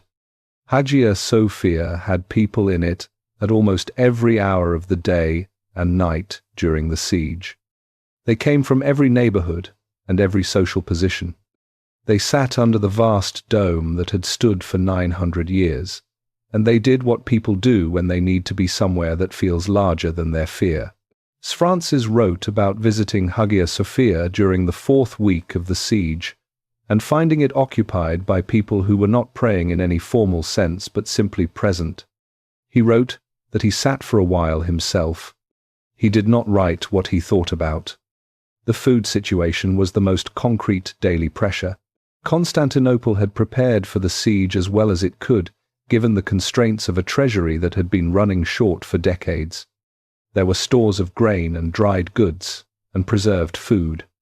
But a city of 50,000 people, eating through its reserves, while supply lines are cut, goes through those reserves at a pace that the people managing them watch with a specific quality of attention. The attention of someone who knows a number is going down and is calculating how long before it reaches zero. Rationing began in the 3rd week. The amounts were still sufficient. Not comfortable, but not desperate. People were hungry in the way that people on reduced rations are hungry. Aware of the reduction, counting the hours to the next meal, but not at the edge of crisis. The awareness of what would happen if the siege continued long enough was present, but it was not yet the dominant fact of daily life. What was dominant was the sound. The cannon fired during the day. The repairs happened at night. The cycle had been going on for more than a month, and it had worked its way into the rhythms of everything. People timed their movements by it. They noted which hours the firing was heaviest and which hours it slowed. They listened to the impacts and tried to read from the sound where the wall had been hit and how badly. Children who grew up in Constantinople and survived to remember those weeks described the sound as something that became part of the background of every moment. Like weather that stayed without changing, the repair crews were carrying the most weight. They worked every night through the hours after dark, when the cannon had stopped and the damaged sections needed to be addressed before the firing resumed in the morning. They worked with earth and rubble and timber, with whatever could be moved and placed and packed into the spaces that the cannon had opened. The work was physical and exhausting, and it was being done by people who were also sleeping less and eating less than they needed. Giustiniani supervised this directly. He was on the wall during the days when the fighting was happening, and he was on the wall at night when the repairs were happening, and somewhere in between he was making the decisions about where his forces would be positioned the next day. The people who worked under him described a man who did not appear to sleep, who was simply always there when you turned around, whose presence at a section of wall was the thing that told you that section was going to hold, because he would make it hold by being there. He was getting tired. The people who had known him since January could see it. His face had changed in the accumulated way that faces change, when the person wearing them has been under sustained pressure for a long time. He moved the same way. He made decisions the same way. But something behind his eyes had shifted. The particular quality of a person who has been running on reserves for weeks and is aware. At some level, he does not examine directly. That reserves are not infinite. Constantine knew this. He did not say it to Giustiniani. What would have been the point of saying it? There was no replacement. There was no rest available. There was no option that involved the Mesotaikion being defended by someone else. Constantine said what he could say, which was that the wall had held this long, and the wall would hold, and he said it in the way of a man who understands that certain statements are not meant to communicate information, but to provide a frame within which people can keep doing what needs to be done. At night, when he walked the wall, he passed the streets where the lamps were burning in the windows behind the defense line. He did not say anything about them, but he noticed them. In the 5th week, news arrived that briefly changed the mood of the city. A small fleet of ships, some sent by the Pope and some Genoese merchant vessels caught in the region when the siege began and making a run for the harbour, had broken through the Ottoman naval blockade and reached Constantinople. They came at night. Ottoman ships intercepted them in the Bosphorus. There was a battle in the dark, visible from the walls as moving lights and the sound of cannon fire over water. The people watching from the walls did not know what they were seeing. Then the ships came through the harbour entrance, and the people understood. Someone had come. The sound that went through the city in that moment was not quite a cheer. It was something released, a held breath, let out collectively. The recognition that the world outside the walls still knew they were there. The supplies on those ships and the few hundred additional soldiers who came with them were not enough to change the arithmetic of the siege. Constantine and Justiniani both understood this, but the city did not need changed arithmetic in that moment. It needed proof that it was not entirely alone. That night, more people lit lamps in their windows. Mehmed received the report about the ships getting through and absorbed it without visible reaction. He noted the adjustments required to his naval deployments. He added the new supplies and soldiers to his calculations. He did not change his timeline. He was watching the Mesotikon. In the 6th week of the siege, Chandala Halil Pasha requested a private meeting with Mehmed. He came alone, which was unusual for a man of his position, and he dismissed the attendants from the room before he spoke, which was also unusual. What he said when the room was empty was something he had been building toward for weeks in the councils and now chose to say directly. Without the cushion of other people around the table, he proposed ending the siege through negotiation. The terms he outlined were not unreasonable by the standards of 15th century warfare. The city would pass to Ottoman control. Constantine and the leading families would be permitted to leave with their property and their lives. The churches would be respected. The people who chose to remain would be protected. The fighting would stop. This was not a bad offer. It was, by any honest accounting, a better outcome for the people inside Constantinople than what was coming if the walls broke under assault. Halil laid it out carefully. In the methodical way he had been laying things out for decades. The military situation, which was going well, but not concluded. The cost to the empire of continuing. The risks of failure if the defense held longer than expected. The diplomatic complications of a prolonged campaign that was drawing attention from Hungary and Venice. The resources being consumed every day by an army this size in the field. These were real arguments. Mehmed listened to all of them. Then he asked Halil one question.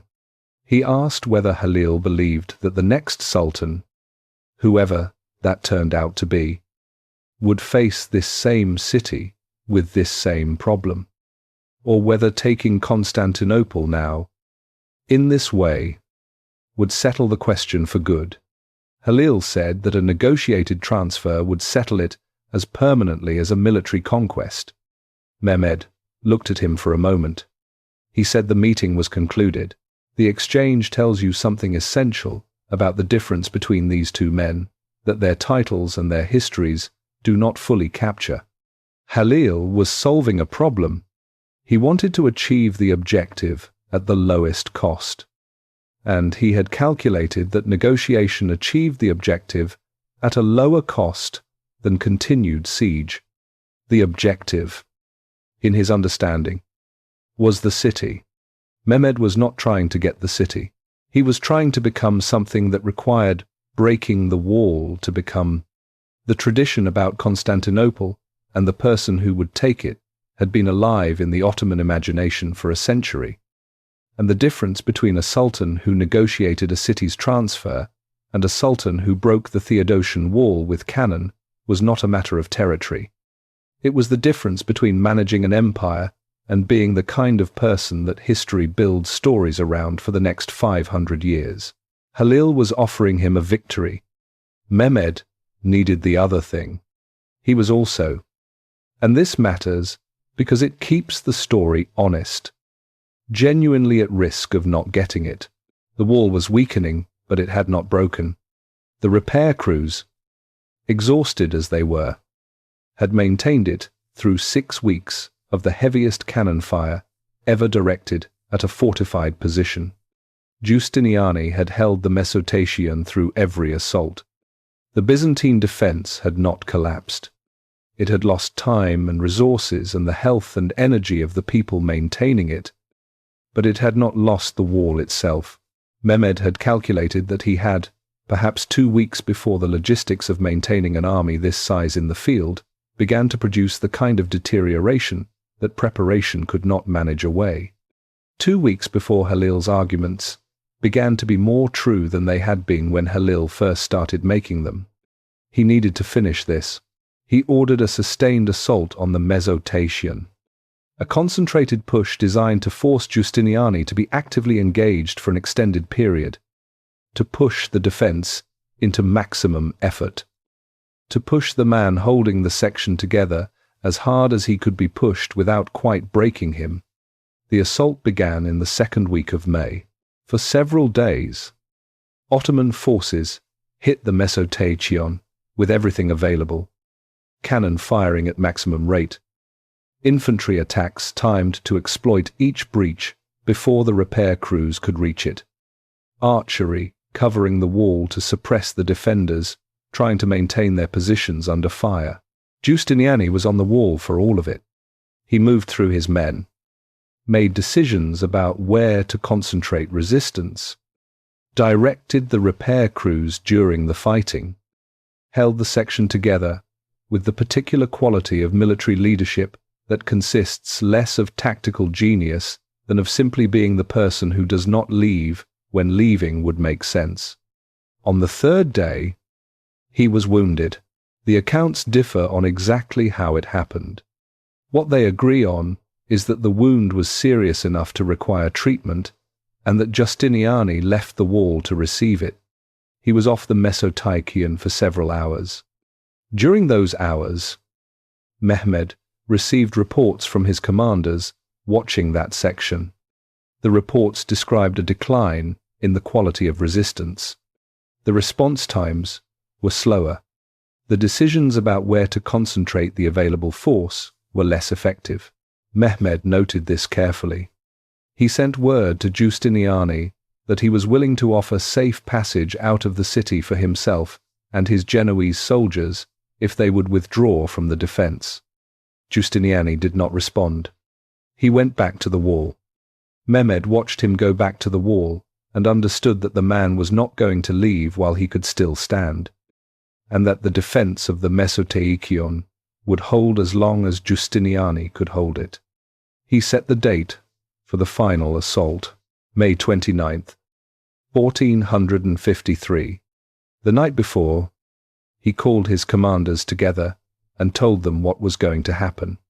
Every unit, every section of the wall, simultaneous. The first wave would be the irregular forces, sent forward to exhaust the defenders and draw their fire. The second wave would be the Anatolian regulars. The third wave, held until the defense was at its lowest point, would be the Janissaries. He told them there would be no retreat order. He told them that the man who reached the top of the wall first would receive a reward of his choosing. Land, money, rank, anything within his power to give. He told them that he intended to be inside Constantinople by the end of the following day. Then he dismissed them and sat alone in his tent with his maps. Outside, the camp was louder than it had been any other night of the siege. He had ordered fires lit and drums played, partly to keep the defenders awake, partly because the sound and the light made the night feel like something was already happening, like the ending had already begun, and the morning was simply when it would become visible. He sat with his maps. He thought about the wall as he had thought about it for years, the thing that had not broken for so long, the thing that every army before him had looked at and decided was not worth the cost of trying. He thought about what it would mean to be the person who broke it. He thought about what it would mean if he did not. He sat there for a long time.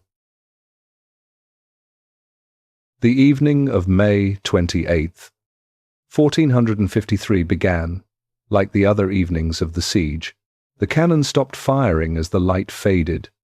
The repair crews came out from behind the inner wall and moved to the sections that had taken the most damage during the day, carrying their tools and their materials and the specific exhaustion of people who had been doing this same work every night for 7 weeks. The Ottoman camp settled into its nighttime sounds, lower than the daytime, but never fully quiet. the sound of a very large number of people existing in close proximity. Then, around the hour when the repair work was usually at its most intensive, something changed. The Ottoman camp got louder, drums, fires that were larger and more numerous than the fires of the previous nights, voices in numbers that the people on the wall could hear as a collective sound, but not as individual words. The sound was not threatening in the way the cannon was threatening. It was celebratory in a way that felt, to the people listening from inside the city, deliberately aimed at them, designed to be heard. A performance of confidence and readiness that had the practical effect of making sleep impossible for anyone close enough to the wall to hear it. Constantine received the reports from the wall and understood what they meant. He called together the commanders and the officials who had been managing the defense. He told them what he believed was coming. The Ottoman commander had set a date for a major assault, and everything pointed to that date being tomorrow. He did not dress this up or soften it. He told them the truth about what he knew and what he expected. Then he said something that the people in that room remembered for the rest of their lives. He said that the city had stood for more than 1,000 years, and that every generation of its people had added something to what they inherited, and that what he asked of the people in that room and of everyone defending the wall was to add their portion to what the city had been, to do it in a way the city could be proud of. However, the next day ended. He asked forgiveness from anyone he had wronged. He said this directly and without ceremony. He went around the room and said it to people by name. Then he dismissed them to their positions and went to Hagia Sophia. The church had been open all evening. It was full in a way it had never been full in peacetime, packed with people who had come without being called because there was nowhere else to go and nothing else to do, and the church was the place that held the longest memory of what the city was and what it meant to be part of it. What happened that night in Hagia Sophia was something that had not happened in 400 years. Orthodox and Catholic clergy stood together at the altar and performed the liturgy jointly. The theological disputes that had divided them since 1054, the arguments about the nature of divine authority and the procession of the Holy Spirit and the primacy of Rome that had consumed scholars and councils for generations, those disputes were set aside.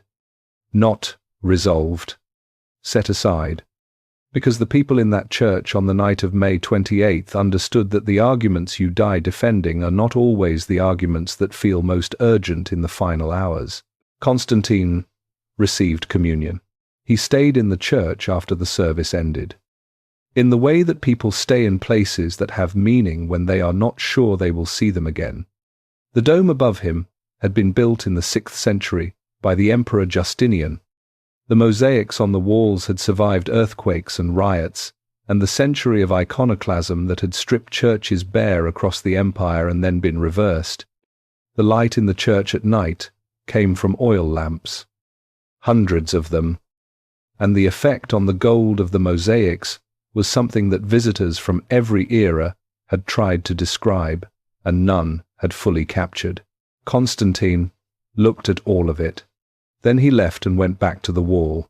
He rode along the land wall in the dark, stopping at each section to speak with the commanders and the soldiers stationed there. He did not make speeches. He asked questions. He listened to what people told him about the state of the defenses and the readiness of the men. He said what needed to be said at each stop, which was different at each stop, because different people needed different things from him. In that last night, at the Mesotition, he found Giustiniani. The Genoese commander's wound from the previous days had not healed cleanly.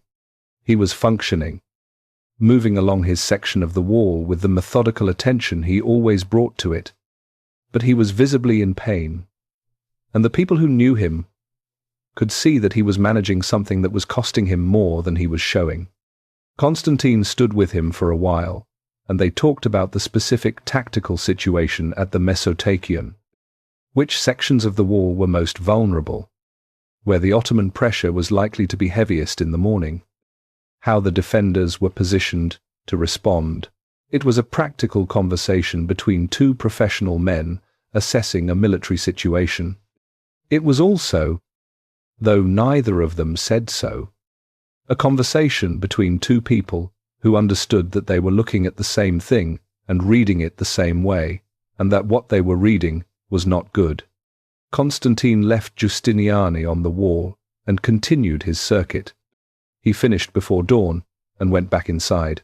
He took off his imperial regalia, the purple robe, the crown, the symbols of an office that had existed in unbroken succession since Constantine the Great built the city and named it for himself more than 1,000 years before. He set them aside carefully. The way you set something aside when you want, whoever finds it to understand that you handled it with respect. Then he put on the armor of a soldier. Later accounts, written by people who collected testimony from survivors, describe what followed differently depending on the source. Some say he slept for a few hours. Some say he did not sleep at all. What they agree on is that he was dressed as a soldier by the time the drums in the Ottoman camp changed their rhythm in the hour before dawn. The change was subtle. Anyone who had spent 7 weeks listening to those drums would have recognized it. The celebrating was over. Something else was beginning. Outside the walls, in the Ottoman camp, Mehmed had been awake all night. He had walked the camp in the dark, alone, except for a small guard, going from section to section, looking at his men and at the wall and at the space between them. He did not speak much during these rounds. He looked. He came back to his tent and sat with his maps and thought about what he knew and what he did not know and what the morning hours would bring that no amount of preparation could fully determine in advance. He prayed. He was a genuinely devout man, and his faith was real in the way that faith is real, when it is part of how a person understands not just the world, but their own place in it. He prayed for a long time. In the quiet of the tent, while the camp outside moved through its final hours of preparation. Before first light, he gave the order. The drums changed. Inside the city. In the streets, behind the land wall. People who had not slept heard the difference immediately. The woman whose lamp had been burning in her window all night was still awake. The neighbors who had started burning their own lamps were still awake. They stood in their doorways or at their windows and listened to the drums change and understood that the last night was ending and the morning was arriving, and that the morning was going to be different from every morning that had come before it. They held their lights and waited. The attack began before dawn. Mehmed had structured it in 3 waves. And the logic of the structure was the logic of a man who had spent years thinking about how defenses fail under sustained pressure. The first wave was not meant to win. It was meant to cost. Irregular troops from across the empire. Soldiers whose military value was real but not irreplaceable. Sent forward to hit every section of the wall simultaneously. To force the defenders to respond everywhere at once. To use up the specific resource that defending forces spend when they are attacked from multiple directions and have to keep making decisions about where to go and what to prioritize. The defenders responded. They had to. The wall was being hit everywhere, and they were responsible for all of it, and they moved and fought and directed fire and made the hundreds of small decisions per hour that holding a defensive line under attack requires. The first wave died in large numbers. This was expected. This was its function. The second wave came when the first wave had exhausted itself or been destroyed or pulled back. The Anatolian regulars, better trained and better equipped. hitting the sections that the first wave had identified as weakest, pushing into the places where the defense was thinnest. The fighting at the Mesotakion during the second wave was the most intense of the entire siege. The Ottoman forces pushed hard against a section of wall that had been absorbing cannon fire for 7 weeks and was being defended by men who had been awake all night. Giustiniani held it. He was on the wall during the second wave, wounded and exhausted, doing the thing he had been doing since January, which was making the defense work by being the person who made it work. He moved through his men. He directed fire. He made calls about where the wall could give ground and where it could not.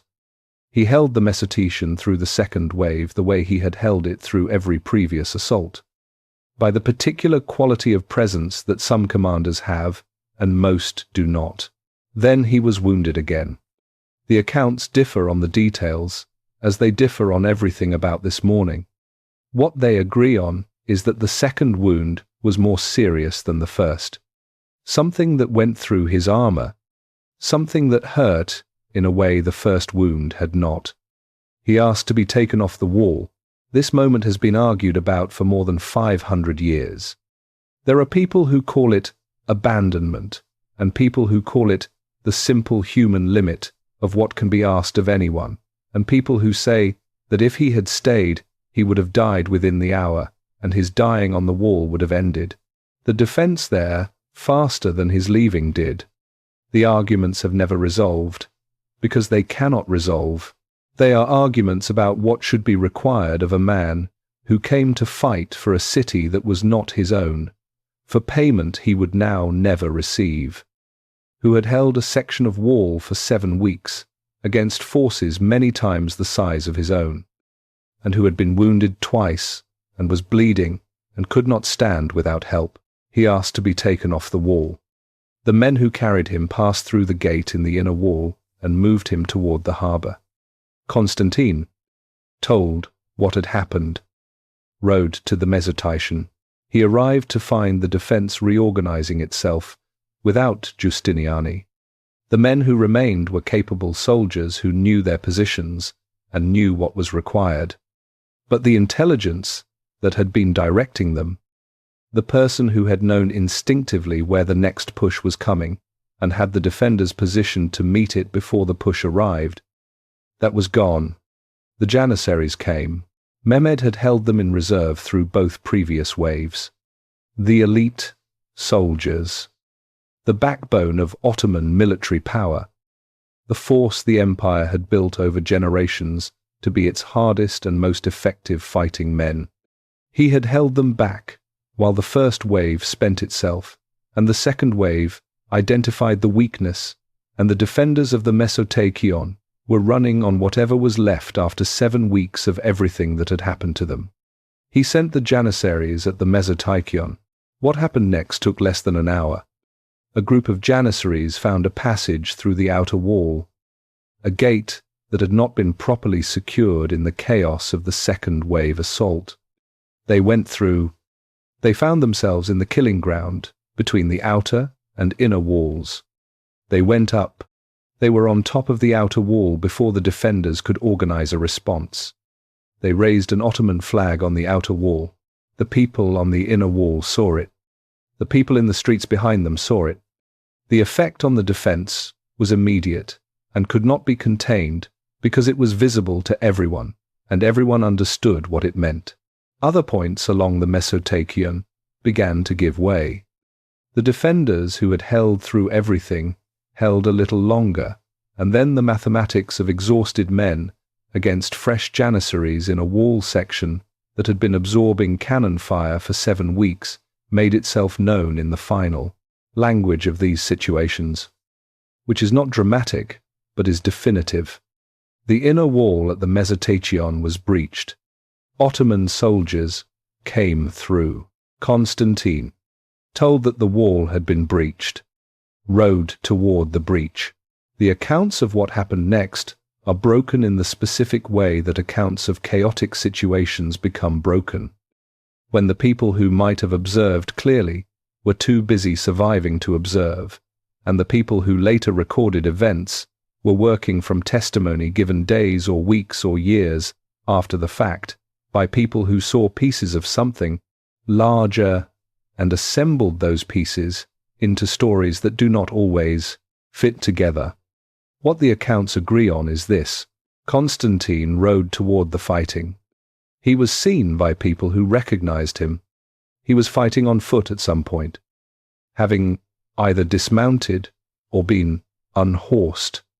He was in the area of the breach when the Ottoman forces were coming through in numbers that made the defense of that point no longer possible. After that, no one who survived the morning could say with certainty what happened to him. His body was never definitively identified. A man who may have been him was seen going down in the fighting near the breach. Afterward, when the battle was over, they found a body in soldier's armor, not imperial armor, that some people said was Constantine and others said was not. Mehmed was shown the body. He ordered it treated with respect. Whether it was actually Constantine, the historians have been debating for more than 500 years. What is not debated is that Constantine the 11th Palaiologos, the 93rd and last emperor of the Eastern Roman Empire, was never seen alive after the morning of May 29th, 1453. He had put on soldier's armor the night before and gone to the wall and not come back. He had told the people in the room with him that he was not asking for victory, only for them to add their portion to what the city had been. He had added his. By mid-morning, the fighting inside the city was winding down. Ottoman soldiers were moving through the streets. The churches were full of people who had taken refuge there. Mehmed, outside the walls, received reports throughout the morning as the situation inside the city became clearer. He waited until the reports told him what he needed to know, which was that the resistance had ended and the city was his. Then he rode to the gate. He passed through the Theodosian wall, the wall that had stood for so long, that had turned back every army that had come against it, that had defined the boundary between what was possible and what was not for as long as anyone could remember, was behind him now. He was inside. He rode through streets that were quieter than he had expected. Some were empty. Some had people in them who pressed against the walls of buildings as he passed, watching him with the particular attention of people who are trying to understand what is happening by reading the face of the person who made it happen. He rode toward Hagia Sophia. He had been thinking about Hagia Sophia for a very long time. He dismounted at the entrance. This detail appears in multiple accounts, and it is worth noting because it was a choice. Mehmed could have ridden into Hagia Sophia on horseback. Conquerors did that. It was a recognized way of claiming a space, the physical assertion of ownership through the presence of a horse that made a man simultaneously larger and more imposing than he was on foot. Some of the men around him expected it. Some of them had seen conquerors do it before. He got off his horse. He walked to the entrance of the church on foot and stood there for a moment before going in. The people who were with him, the commanders and officials who had followed him from the gate, stopped when he stopped and waited. He went inside alone. The church was full of people, hundreds of them, possibly more. The people who had been there through the night, and the people who had come during the morning, as the fighting moved through the city and the churches, had seemed like the safest places, the places most likely to be respected. They were pressed against the walls and gathered in the side aisles and sitting on the floor between the columns. When Mehmed walked in, the sound in the church, which had been a low collective sound of fear and prayer, went to silence. He walked to the center of the nave and stopped. He looked up. The dome of Hagia Sophia rose more than 180 feet above the floor. It was 56 yards across, and it sat on 4 arches that transferred its weight to 4 massive piers at the corners of the building. A structural solution that the architects Anthemius and Isidore had worked out in the 6th century, and that had not been surpassed in the 900 years since. The effect of standing under it was the effect that the Emperor Justinian had intended when he commissioned the building, which was to make a person feel that they were standing inside something too large to have been made by human hands alone. Mehmed stood there and looked at it. Then he bent down and picked up a handful of earth from the floor where dirt had come in through the damaged doors, and he poured it over his head. This was a gesture of humility. In Islamic practice, it was a way of acknowledging the smallness of the self before something greater, of saying with the body what the mouth sometimes cannot say, which was that the person doing it understood they were not the most important thing in the space they were standing in. Mehmed had just taken the most consequential city in the Eastern world. He was 21 years old. He poured dirt on his own head. The people watching him from the walls of the church did not know what to make of this. They had been afraid of specific things. What they were watching did not look like those things. It looked like something they did not have a category for. He stood in the silence for a while longer. Then he went outside and spoke to the soldiers around him. He told them that the looting, which had been occurring since the breach of the wall that morning, would continue only briefly longer and then stop. The traditional period permitted after the storming of a city was 3 days. He was cutting it short. According to some accounts, he moved within hours to limit the sack. Anyone who continued after his order would face consequences. There were commanders around him whose silence had a quality that suggested they were absorbing information they had not expected. The soldiers had been told what soldiers were always told, that a city taken by storm had certain rules that governed what followed. Cutting that time short was not the expected announcement. Mehmed did not explain the decision. He stated it and moved on. The reason, though he did not say it, was not only mercy. It was the same practical intelligence that had run through every decision of the campaign. He did not want a sacked city. A sacked city was rubble and traumatized survivors, and a place that would take generations to function again. He wanted a capital. A capital needed to be operational. The distinction between a conqueror who destroyed what he took and a ruler who preserved it was the distinction between having a victory and having something to build on. He had been thinking about what he wanted to build since long before he crossed the wall. The people in Hagia Sophia were not cleared out by force. They were told they were free to go. Some left immediately. Some stayed for hours, not sure what to believe, waiting to see whether what had been promised would hold. The church remained standing. The mosaics on the walls, the great figures rendered in gold and colored glass that had been accumulating in that building for centuries, were not destroyed that day. Mehmed had given specific orders about the building itself. Hagia Sophia would be converted into a mosque. That was necessary, and he had decided it from the beginning. But the structure, the thing that 900 years of human effort had created, was to be preserved. What happened to its imagery over the following decades and centuries, as the building settled into its new role, was a longer and more complicated story. But on the day Mehmed walked in and stood under that dome, the building stood. That evening, a muezzin climbed to the gallery inside the dome and gave the call to prayer. The sound of it in that space, in the acoustics that Anthemius had designed for Christian liturgy 9 centuries before, was something that the people who heard it described with the careful attention people bring to experiences that are genuinely new, for which existing language is not quite right. The city had a new sound now. In the hours after the fighting ended, Mehmed moved through Constantinople with a small group of officials, assessing what he had taken.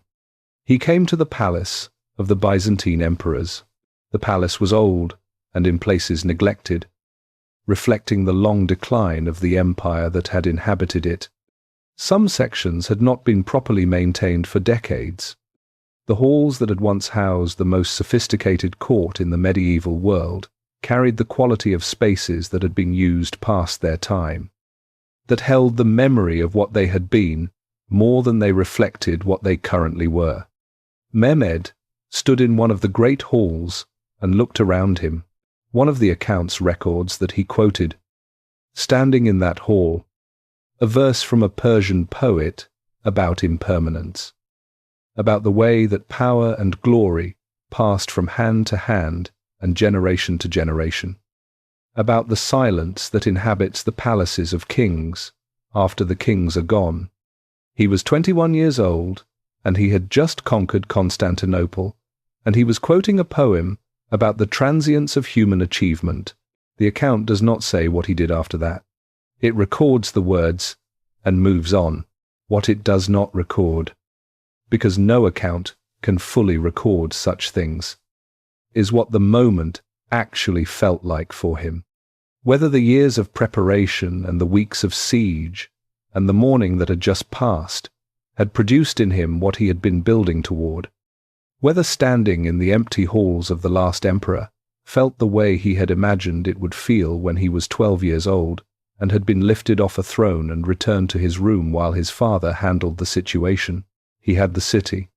He stood in the fallen palace and began the work of figuring out what that meant. 3 weeks after the fall of Constantinople, Mehmed sat across from an elderly Greek scholar in a room in the former Byzantine administrative quarter of the city. The scholar's name was Gennadios Scholarios. He was a theologian, one of the most learned Orthodox churchmen of his generation, a man who had spent decades thinking and writing about the relationship between Greek philosophy and Christian faith. He had survived the fall of the city. He was now sitting in a chair across from the man who had taken it, being regarded with the careful attention of someone trying to determine whether a thing is what it appears to be. Mehmed had summoned him for a specific purpose. He placed in Gennadios's hands the traditional symbols of patriarchal authority, the staff, the vestments, the objects that meant, within the institutional logic of the Orthodox Church, that the person holding them was the Patriarch of Constantinople, the highest religious authority in the Orthodox world. Gennadios looked at the objects in his hands and then looked at the man across from him. What Mehmed was doing was not a gesture of generosity, though it was that too. It was a precise political statement delivered in the language of objects. He was not the destroyer of Byzantine civilization. He was its new protector. The Orthodox Church, under his authority, would be permitted to function, to maintain its properties and its traditions and its internal governance. The Patriarch he had just appointed would operate with real institutional power. In exchange, the Patriarch would operate within an Ottoman Empire. Gennadios understood this completely. He accepted the objects and the role and the complicated arrangement that came with both, because the alternative was a church with no protector at all. And a church with no protector in the 15th century was a church that would not survive long. Mehmed watched him accept it. This was the scene that the title Kayser-i, Emperor of Rome, was designed to explain. 3 weeks after the fall of Constantinople, Mehmed assumed that title. He did not ask permission for it from anyone. He did not negotiate it or have it conferred by a council or a religious authority. He announced it as part of the administrative communications that went out from the new Ottoman headquarters in the weeks after the conquest. Among the orders about population management and the restoration of commercial activity, and the practical business of turning a fallen city into a functioning capital, Emperor of the Romans. Among a list of administrative directives, the casualness of it was itself a statement. To understand what the title meant, you have to understand what Rome was in 1453, not as a place but as an idea. The Eastern Roman Empire, centered on Constantinople, was not a successor to Rome in the way that later states described themselves as successors to things they admired. It was Rome, the continuous, institutional, and legal descendant of the empire that Augustus had founded and that had never actually ended in the East. Only contracted, only diminished, only retreated into this one city on a triangle of land between two bodies of water. When Mehmed took Constantinople, he did not just defeat a dynasty. In the framework that the medieval world used to understand political legitimacy, he had absorbed the Roman succession. He understood this immediately. The title was not a boast. It was a legal claim of the most serious kind, a claim that he was not the destroyer of Rome, but its inheritor, that the line running from Augustus to Constantine to the last Palaiologos now ran through him, and that the Ottoman Empire was therefore not an outside force that had conquered a civilization, but the new vessel of that civilization's continuing existence. He pursued this claim with a consistency that went far beyond the announcement of a title. He began learning Greek with renewed intensity. He had spoken the language for years, but he now added the specific texts of the classical tradition, Homer and Thucydides, and the philosophical works that Byzantine scholars had preserved and transmitted for 1,000 years. He read them in the original. He had scholars at his court annotate texts that were new to him. He commissioned a geographical survey of his territories based on the maps of Ptolemy, updated to reflect what was actually known about the world.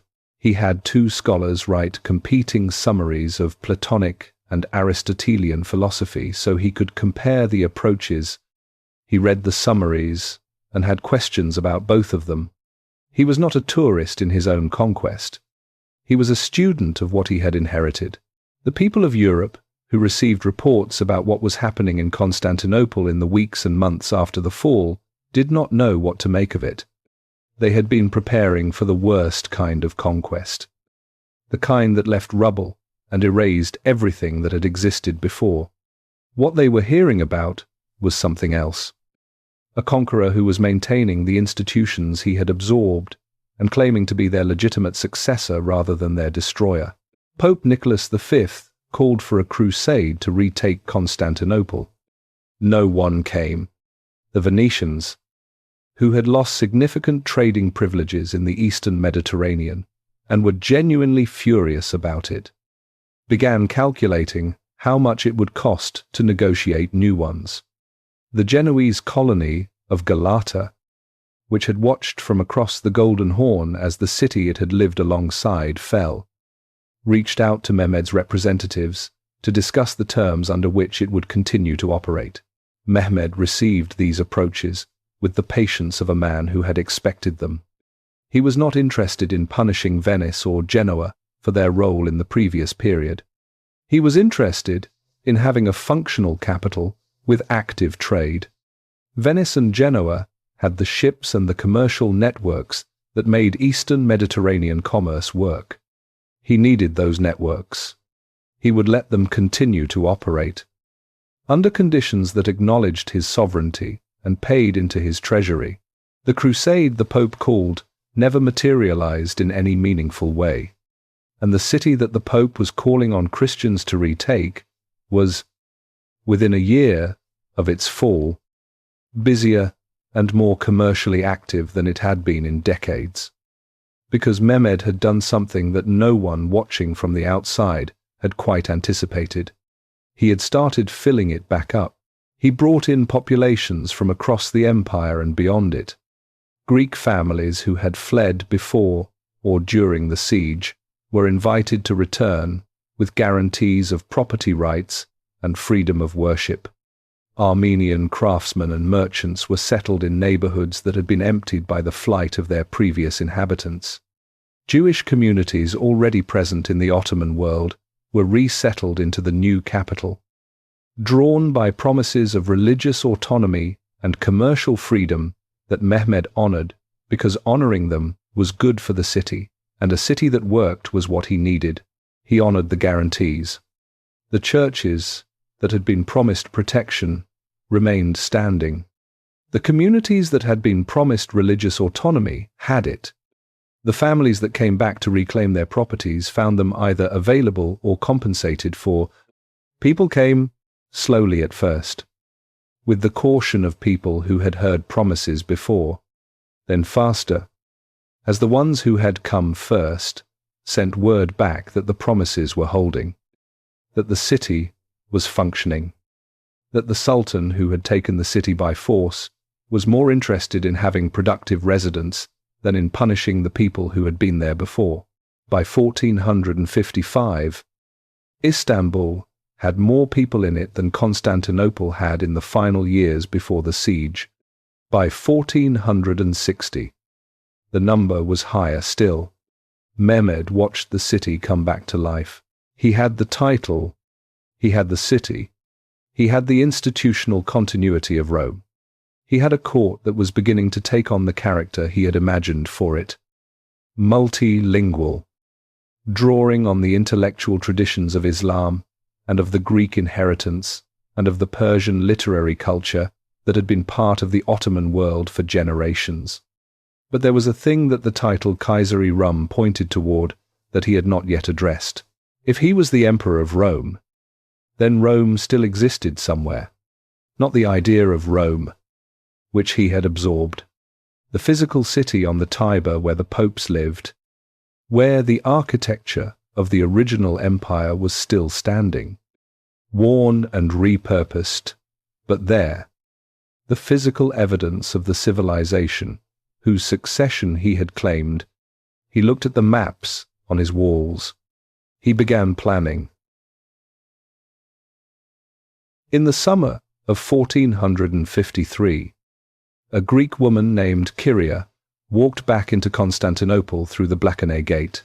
She had left 3 weeks before the siege began, when the signs were clear enough that anyone with the means to leave understood they should. She had taken her 2 children and gone to relatives in a village north of the city, and she had spent the weeks of the siege listening to the distant sound of cannon fire and telling her children that the walls would hold because they had always held. When word came that the city had fallen, she waited. She waited for another week while the reports from the city settled into something coherent enough to understand. Then she packed what she had brought with her and walked back. She found her house standing. This was not something she had allowed herself to expect. She had imagined, in the weeks of waiting, that she would return to rubble, or to a house occupied by strangers who would have no interest in hearing about whose house it had been before. What she found was her house with her neighbors' houses on either side of it, most of them intact, some of them showing signs of the brief period of looting that had followed the breach, but structurally standing. She stood in her doorway for a long time before she went inside. She was one of the first to return. Over the following weeks and months, others came behind her. Greek families who had fled and were now making the same calculation she had made, weighing the uncertainty of what they were returning to against the certainty of what they had left behind. They came back to find a city that was quieter than it had been, but recognizably itself. The same streets, the same markets beginning to reopen, the same neighbors appearing one by one from wherever they had gone. The city they were returning to was also something different. They understood this. The muezzin call they heard in the mornings from Hagia Sophia was not the sound they had grown up with. The administrative apparatus around them was new. The man who had made the guarantees that were making their return possible was the same man whose cannon had spent 7 weeks trying to bring the walls down. They came back anyway. Because home is home in ways that outlast the circumstances that make it complicated to call it that. Mehmed was counting on exactly this. He understood something about cities that many conquerors before him had failed to understand, which was that a city is not its walls or its buildings or its strategic position. A city is its people doing the ordinary things that people do when they have a place to do them. Markets and workshops and families, and the 10,000 transactions and interactions that make up a day in a place where people have chosen to live. Without those things, what he had taken was not a capital. It was an expensive ruin. He moved on multiple fronts simultaneously. He began construction of the Topkapi Palace on the promontory at the tip of the peninsula, the highest and most visible point of the city, where you could see in 3 directions and on clear days across the Bosphorus to the Asian shore. The scale of what he was building communicated something about the scope of what he intended before a single room was completed. This was not a sultan's residence. This was the center of something larger. He also built the Fatih Mosque, the mosque that bears his name. Fatih, meaning conqueror, was constructed on the site of the Church of the Holy Apostles, the mausoleum church where Byzantine emperors had been buried for 1,000 years. He did not choose this location by accident. The emperors buried there were, in the framework he had claimed with the title Kayser-i, his predecessors. He was building his mosque where they had built their church. And the choice carried a message that people who understood the history of the site could read without having it explained. He was not erasing what had been here. He was continuing it. The scholars he gathered to his court formed something the Ottoman world had not quite seen before. Muslim theologians and Greek philosophers and learned men from the Jewish tradition were brought into the same conversations, asked by the same patron to explain their understanding of the same questions. The patron was genuinely curious about the answers. He read what they produced. He had follow-up questions. He pushed back. This was not the court decoration that wealthy rulers sometimes used learned men for. The prestige of having impressive people in the room.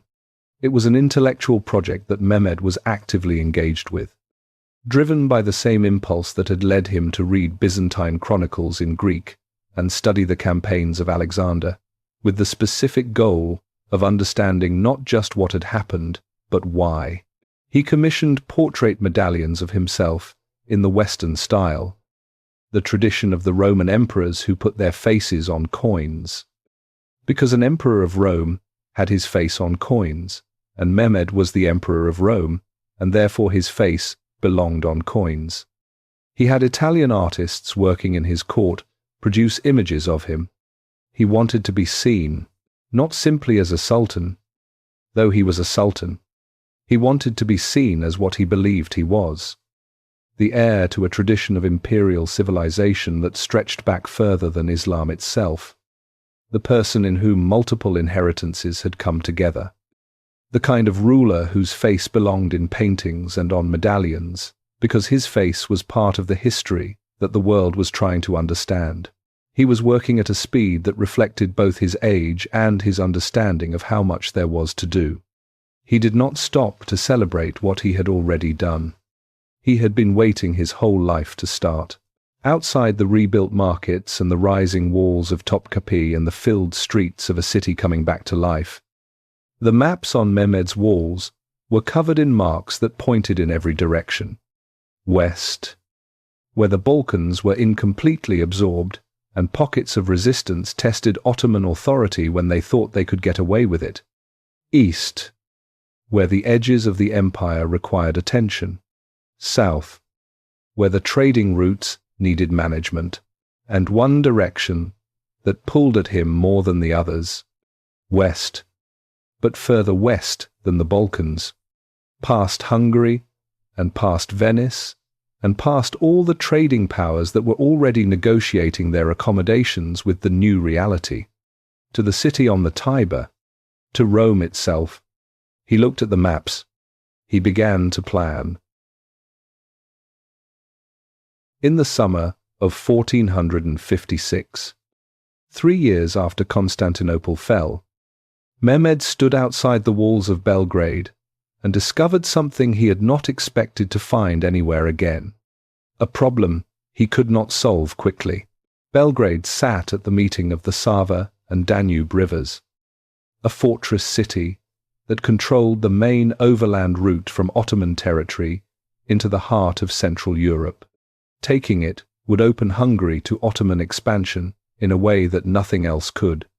It was the logical next campaign after Constantinople. The move that turned the Eastern conquest into a genuinely continental project. Mehmed arrived with a substantial force and the confidence of a man who had taken Constantinople. John Hunyadi was waiting for him. Hunyadi was a Hungarian military commander who had spent his career fighting the Ottomans and who had developed, through that experience, a precise working knowledge of how Ottoman armies fought and where they were vulnerable. He was not afraid of Mehmed's cannon. He was not impressed by the scale of the force outside the walls. He had a theory about how to defend Belgrade, and he had the discipline and the organizational ability to execute it. The siege lasted several weeks. It ended with Hunyadi leading a counterattack that drove the Ottoman forces back from the walls and forced a retreat. Mehmed was wounded during the fighting. The conqueror of Constantinople was pulled back from the walls of Belgrade bleeding. His assault repulsed by a Hungarian commander who had studied him carefully enough to know where to push. He withdrew. He had been beaten. The people around him in the days after Belgrade watched carefully for what this would produce in him. Because a man who had accomplished what he had accomplished at 21 years old, and who then lost a siege, was a man whose response to that loss was going to reveal something important. What they observed was not collapse or rage. It was a quiet that was different from his usual quiet. More interior, more private. The quiet of a person processing an experience that does not fit the pattern they have built for themselves. He had built his pattern around a simple proposition that the right preparation, combined with the right understanding of a problem and the will to pursue it past the point where other people stopped, would produce the desired outcome. Constantinople had proved the proposition. Everything before Constantinople had been preparation for proving it. Belgrade said the proposition had a limit. He did not abandon the proposition. He adjusted it.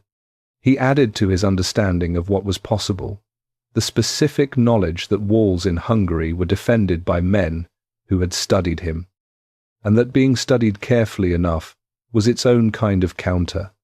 He filed it away and went back to work. There was a man in Albania who would not let him rest. George Castriot had been taken from his family as a child, raised in the Ottoman system, educated in Ottoman methods, trained as an Ottoman soldier, and given an Ottoman name, Iskender, the Turkish form of Alexander. He was, by every measure, the Ottoman military used to evaluate its officers, an exceptional product of the system that had made him. In 1443, he walked away from the Ottoman army and went home to Albania. He went back to the name his family had given him. He went back to the faith he had been taken from as a child. He organized the Albanian clans into a resistance force and spent the next 2 decades fighting the Ottomans with the precise knowledge of Ottoman tactics that his Ottoman education had given him. Skanderbeg, as the Albanians called him, using their version of his name, was the only commander who consistently defeated Ottoman forces in the field during Mehmed's reign. The irony was complete, and Mehmed understood it. The man who kept the Ottomans out of Albania for 20 years was a man the Ottoman system had built. Mehmed had tried to absorb a potential enemy into his military and had produced instead the most effective European opponent he ever faced. He sent army after army into Albania.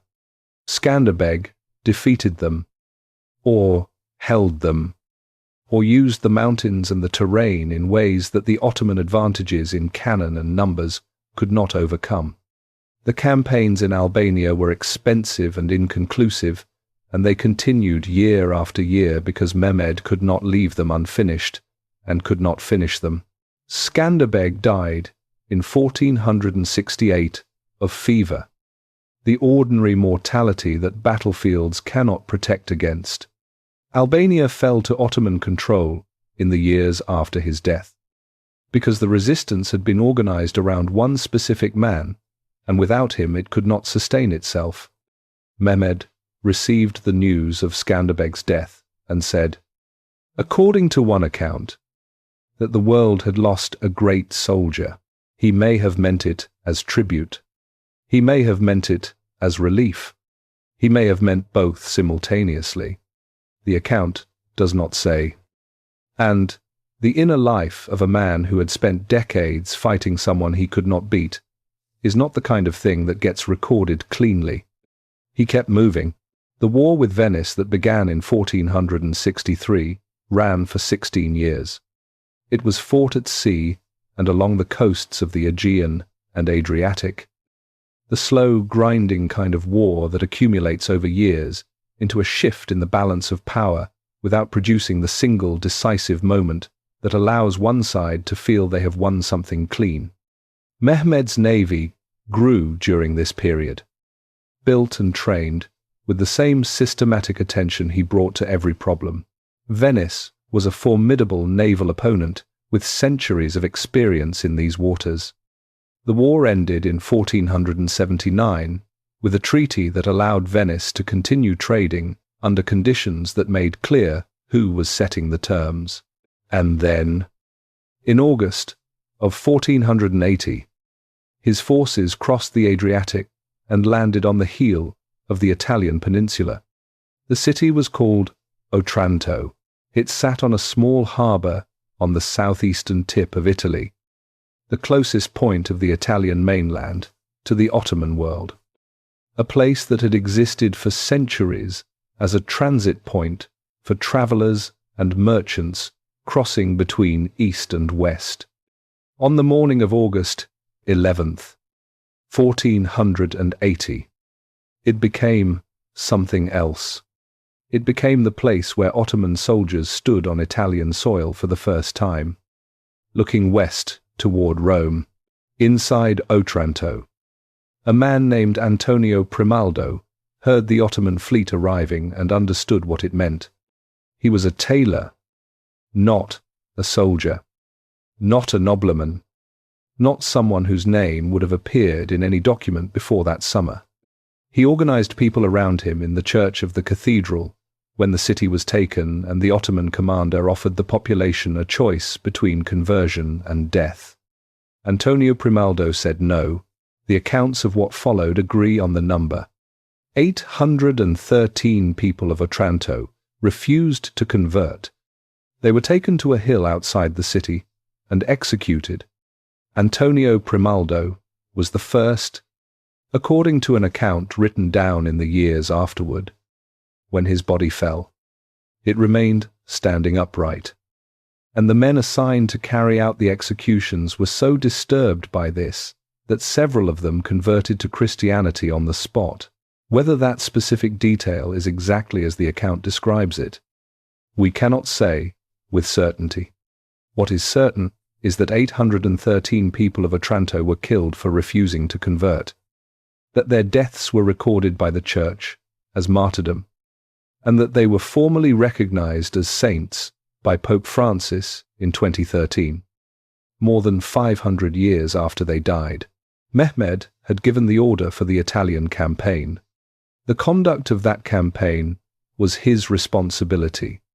He was also the man who had walked into Hagia Sophia and poured dirt on his head.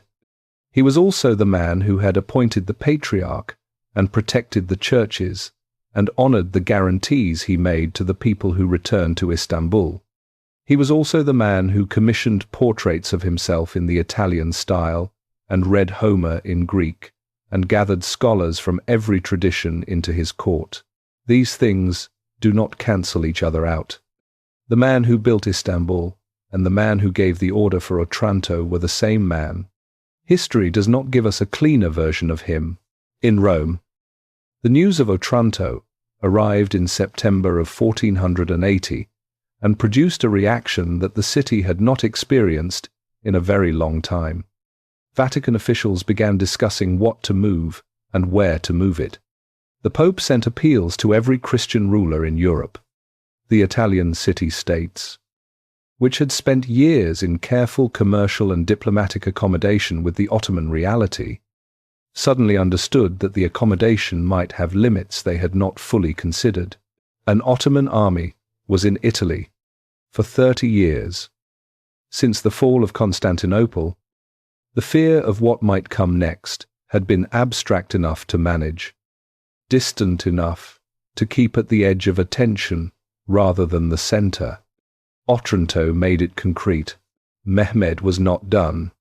The force at Otranto was a beginning, not an end. The preparations for the next phase of the Italian campaign were underway before the year ended. What that next phase was intended to achieve, how far it was meant to go, whether Rome itself was the actual destination, or whether it was the symbolic horizon that organized the direction without being the literal target, is a question that the historical record raises without fully answering, because in the spring of 1481, Mehmed rode out of Istanbul at the head of an army, pointed west, and did not come back. On the morning of May 3rd, 1481, the Ottoman army moving through Thrace came to a stop, not because of an enemy, not because of a river crossing or a supply problem or any of the ordinary obstacles that slow armies in the field. It stopped because the tent at the center of the camp, the tent that organized everything around it, and that the whole moving apparatus of the campaign oriented itself toward, had gone quiet in a way that was different from its ordinary quiet. The men who served closest to Mehmed knew something was wrong before the physicians confirmed it. They knew it from the rhythm of the camp, from the absence of the specific sounds that a functioning headquarters produces, the voices and the movement, and the constant low-level activity that meant the man at the center was working. That morning the activity had slowed. By mid-morning it had stopped. He had been ill for several days. Not dramatically, not in the way that a serious illness announces itself from the first moment, but in the gradual way that illnesses take hold of people who have been doing too much for too long, and whose bodies have accumulated the cost of decades, of campaigns and sleepless nights, and the particular kind of sustained stress that comes from being the person on whom everything depends. A fever, a fatigue that was different from the normal fatigue of a campaign, pain in his joints that was worse than the pain that had become a background condition of his life in his 40s. He had not stopped the campaign when the illness began. This was consistent with everything known about him. He did not stop things because they were difficult or because he was uncomfortable. He had spent 30 years not stopping things because they were difficult or because he was uncomfortable. The campaign continued, and he continued with it. On May 3rd, he stopped. The physicians were summoned. The senior officials of the campaign gathered outside the tent with the particular stillness that gathers around a place where something important is happening, and no one inside is telling the people outside what it is. Messages went back toward Istanbul faster than the campaign had been moving forward. He died that day. He was 49 years old. The official cause, recorded by the court physicians, was colic, a term that covered a range of abdominal conditions. Within hours of the announcement, The word that travelled through the camp and then beyond the camp was not the official cause, but the question that always travels, with the death of a powerful ruler who dies at an inconvenient moment. Had he been helped? He had 2 sons. Bayezid was governing a province in Anatolia. Sem was governing a province in another part of the empire. Both of them received word of their father's death within hours, and both understood immediately what the word meant. The Ottoman succession was not a ceremony. It was a race. The first son to reach Istanbul and secure the loyalty of the Janissaries and the key officials of the court would be Sultan. The other son would be something else. And what that something else meant in the Ottoman system was not comfortable to contemplate. Bayezid won the race. Sem fought for the throne and lost and spent the rest of his life in a kind of gilded captivity. Passed between European courts who found him useful as leverage against the Ottoman Empire, but had no interest in actually restoring him to power. He died in 1495. In Italy, under circumstances that also produced the word poisoned. The campaign that Mehmed had been leading when he died ended with his death. The army turned around and went home. The destination of that campaign has never been established with certainty. This is worth saying slowly, because the uncertainty is part of the story. The documents that might have told us what Mehmed intended when he rode out of Istanbul in the spring of 1481 have not survived, or were never written down in a form that survived, or were deliberately set aside by people who had reasons to control what was known about the dead sultan's final plans. The army knew where it was going. The commanders knew. Someone knew. We do not. What is known is that the army was large enough and provisioned for long enough that a campaign of considerable ambition was clearly being planned. What is known is that the previous year his forces had been in Otranto, and that the operation to extend that foothold had been interrupted by other demands and had not been formally abandoned. What is known is that the direction the army was moving was west. The inferences that historians draw from these facts tend to point toward the same horizon, toward the city on the Tiber, toward Rome. Whether that inference is correct, or whether Mehmed had a different destination in mind, whether he would have reached Rome if he had lived, whether Rome would have fallen to him the way Constantinople had fallen.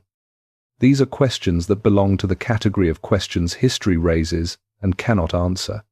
They exist in the space between what happened and what might have happened if a single fact had been different, if the illness had come a month later, if the physician's treatment had been more effective, if he had been 49 years old, and in the health of a man who had not spent 30 years doing what he had done. The questions are not answerable. They are also not unimportant, because the distance between what happened and what might have happened is where you find the specific weight of a life, the measure of how much difference one person made and how much more they might have made. In Otranto, when word reached the Ottoman garrison that Mehmed was dead, the commander Gedik Ahmet Pasha made the calculation that military commanders make when the authority that sent them somewhere disappears. Without Mehmed, the Italian campaign had no center.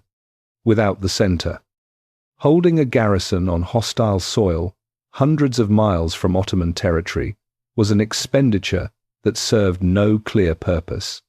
He withdrew his forces and sailed back across the Adriatic. The people of Otranto who had survived came back to their city in Rome. The news of Mehmed's death arrived and produced a reaction that the city expressed publicly in the way that cities express things that are too large and too complicated for private feeling. Pope Sixtus IV ordered Thanksgiving services in the churches.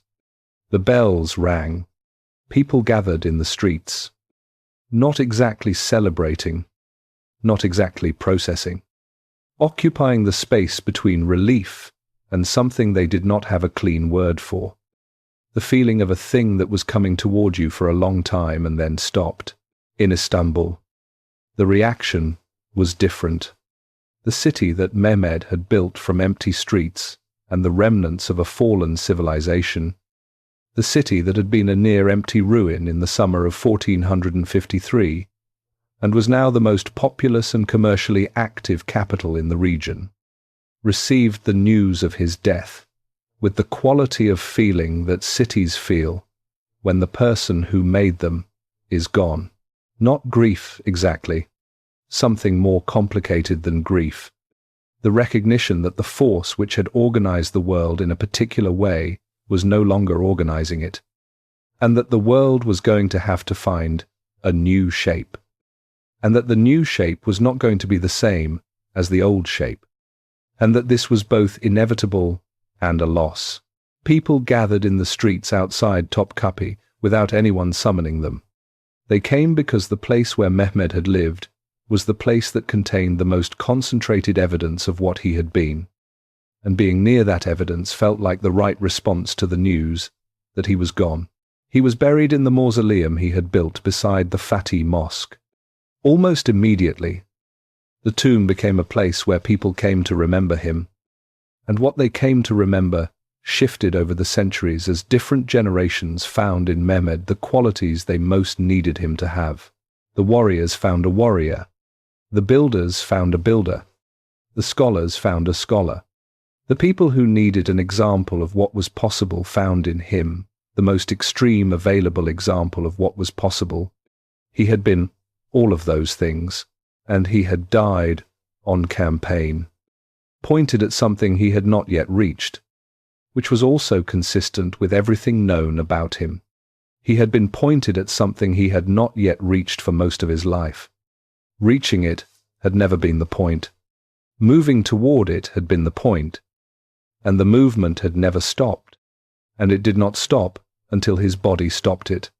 On a morning in Thrace, in the spring of 1481, he had been 21 years old when he stood on the hill outside Constantinople and watched the city fall.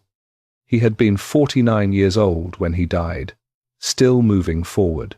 In between, he had built an empire that would last 437 years after his death. He had built Istanbul from rubble into the most important city in the eastern Mediterranean. He had claimed a Roman succession and pursued it with the same systematic determination he brought to every problem he decided to solve. He had gathered the intellectual inheritance of multiple civilizations into a court that had not existed before him and would not exist in quite the same form after him. He had also been the man who sent the army to Otranto. He had been the man who gave orders, whose execution killed 813 people who refused to convert. He had been the man who had Lucas Notaras executed after promising him protection. He had been the man who had formalized into law the killing of brothers as a tool of succession. The same man. This is the part of the story that resists the clean verdict, the simple judgment, the summarizing sentence that tells you what to feel. The man who built and the man who destroyed were not two different people taking turns. They were one person, operating from the same place, making decisions according to the same framework, in the same years, sometimes in the same weeks. History does not give us a cleaner version of him. He is what he is, all of it at once. And the work of understanding him is the work of holding all of it at once without letting any of it cancel any other part of it out. He died without telling us where he was going, which is, in its way, exactly right. There is a painting in the National Gallery in London. It was made in 1480 by a Venetian artist named Gentile Bellini, who had been sent to Istanbul by the government of Venice at the specific request of Mehmed the Second.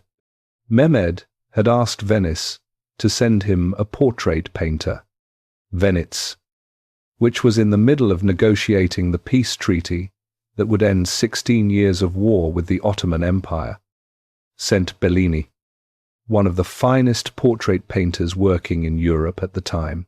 Bellini spent roughly 2 years at the Ottoman court. He painted other things during that time, other subjects, other commissions. But the painting that survived, and that most people now associate with Mehmed the Second, is the one that Bellini made of the Sultan himself. It shows a man in a richly ornamented hat, seated within a painted arch that frames him, the way arches in Italian Renaissance paintings frame their subjects, giving the person inside them a quality that is simultaneously specific and monumental. His robes are formal, his hands are at rest. He is looking slightly to the right of the viewer, not at the viewer, slightly past. The angle is small enough that you might think at first he is looking at you, and then you look more carefully and realize he is not. He is looking at something that is not in the painting, something that Bellini either did not know about or did not think it was his place to show. His expression does not resolve into anything simple. There is a tension in it, the quality of a mind that is engaged with something. There is, if you look long enough, something that might be tiredness in the set of his face, the tiredness of a person who has been doing something very demanding for a very long time. There is not triumph. There is not satisfaction. There is the face of a person who is thinking about something. And the painting cannot tell you what, and that is either the painting's limitation or its honesty, depending on how you look at it. Bellini made this painting when Mehmed was 48 years old, 1 year before he died on campaign in Thrace, 1 year after his forces had been in Otranto. He wanted to be seen, not as a sultan, not as a conqueror, not as any single one of the things he had been or claimed to be. He wanted to be seen as a person, as the specific, complicated human being who had grown up in a palace where his older brothers were supposed to be the ones who mattered, who had been placed on a throne at 12 and removed from it when his father decided the throne needed someone more capable, who had spent 9 years building towards something that the world said could not be done, and then done it at 21, and who had spent the next 28 years moving forward, because he did not know how to do anything else. He wanted Bellini to paint that person. Whether Bellini succeeded is what you are deciding when you stand in front of the painting and look at the face that is looking past you at something you cannot see. In July of 2020, the government of Turkey converted Hagia Sophia from a museum back into a mosque. It had been a museum since 1934, when Mustafa Kemal Ataturk converted it as part of his program of secular modernization. For 86 years, it had been a place where anyone from anywhere could walk under the dome that Justinian built and stand in the space where Constantine XI had held his last liturgy and where Mehmed the Second had stood, in silence, and poured dirt on his own head. The conversion back to a mosque in 2020 produced a response from every direction. The Greek government protested. The United States government expressed concern. UNESCO issued a statement of regret. The World Council of Churches objected. The Turkish government and much of the Turkish public supported the decision. The argument about what Hagia Sophia was and who had the right to say moved through every medium in the world for weeks. None of this would have surprised Mehmed. He had started that argument on the afternoon of May 29th, 1453, when he walked through the doors of a church that had been standing for 900 years, stood under a dome that was designed to make any person feel small, and tried to figure out what to do with a building that was simultaneously a military trophy, a religious site, a work of human genius, and a symbol whose meaning exceeded any single person's ability to define it. He made his decision. He converted it and preserved it. And the conversion and the preservation were both real and both his, and both of them created consequences that are still unfolding. The argument is still going. Every generation that has lived since 1453 has had to decide what they think Hagia Sophia is, what it belongs to, what it means, whose claim on it is strongest. The Ottomans, who prayed in it for 481 years, had one answer. The secular Turkish state that turned it into a museum had another. The Turkish government of 2020 had another. The Greek Orthodox Church has had its answer for a very long time and has not changed it. The argument has no resolution in sight. It does not seem like the kind of argument that resolves. It seems like the kind of argument that continues, that gets passed from generation to generation, the way certain debts get passed. Not because no one has tried to settle it, but because what it is actually about is too large to be settled by any single decision. Mehmed started it. He started it by being the kind of person who could not look at a limit without deciding the limit was wrong, and by having the specific combination of intelligence and preparation and will and ruthlessness and curiosity and ambition that allowed him to spend 49 years doing something about that belief. He built what he built. He destroyed what he destroyed. He claimed what he claimed and pursued those claims until the morning in Thrace when his body told him it was done, and he did not have a choice about stopping anymore. The painting is in London. The building is in Istanbul. The argument is everywhere. Go find the painting if you can, in person or in whatever image of it reaches you. Look at the face. Look at the eyes that are looking past you at something you cannot see. He was 48 years old when Bellini painted him. He had 1 year left. He did not know that. He was thinking about whatever he was thinking about, which was probably not how the painting would look 540 years later in a gallery in London, but which was probably, given everything we know about him, whatever came next. He was always thinking about what came next. He spent 49 years proving that the limit of the possible was not where other people said it was. He died, still trying to prove it. The argument about what that means, about who he was, and what he built, and what he cost, and what he left behind, has been going on for 570 years. It will probably keep going. That seems right for a man like that. That seems exactly right.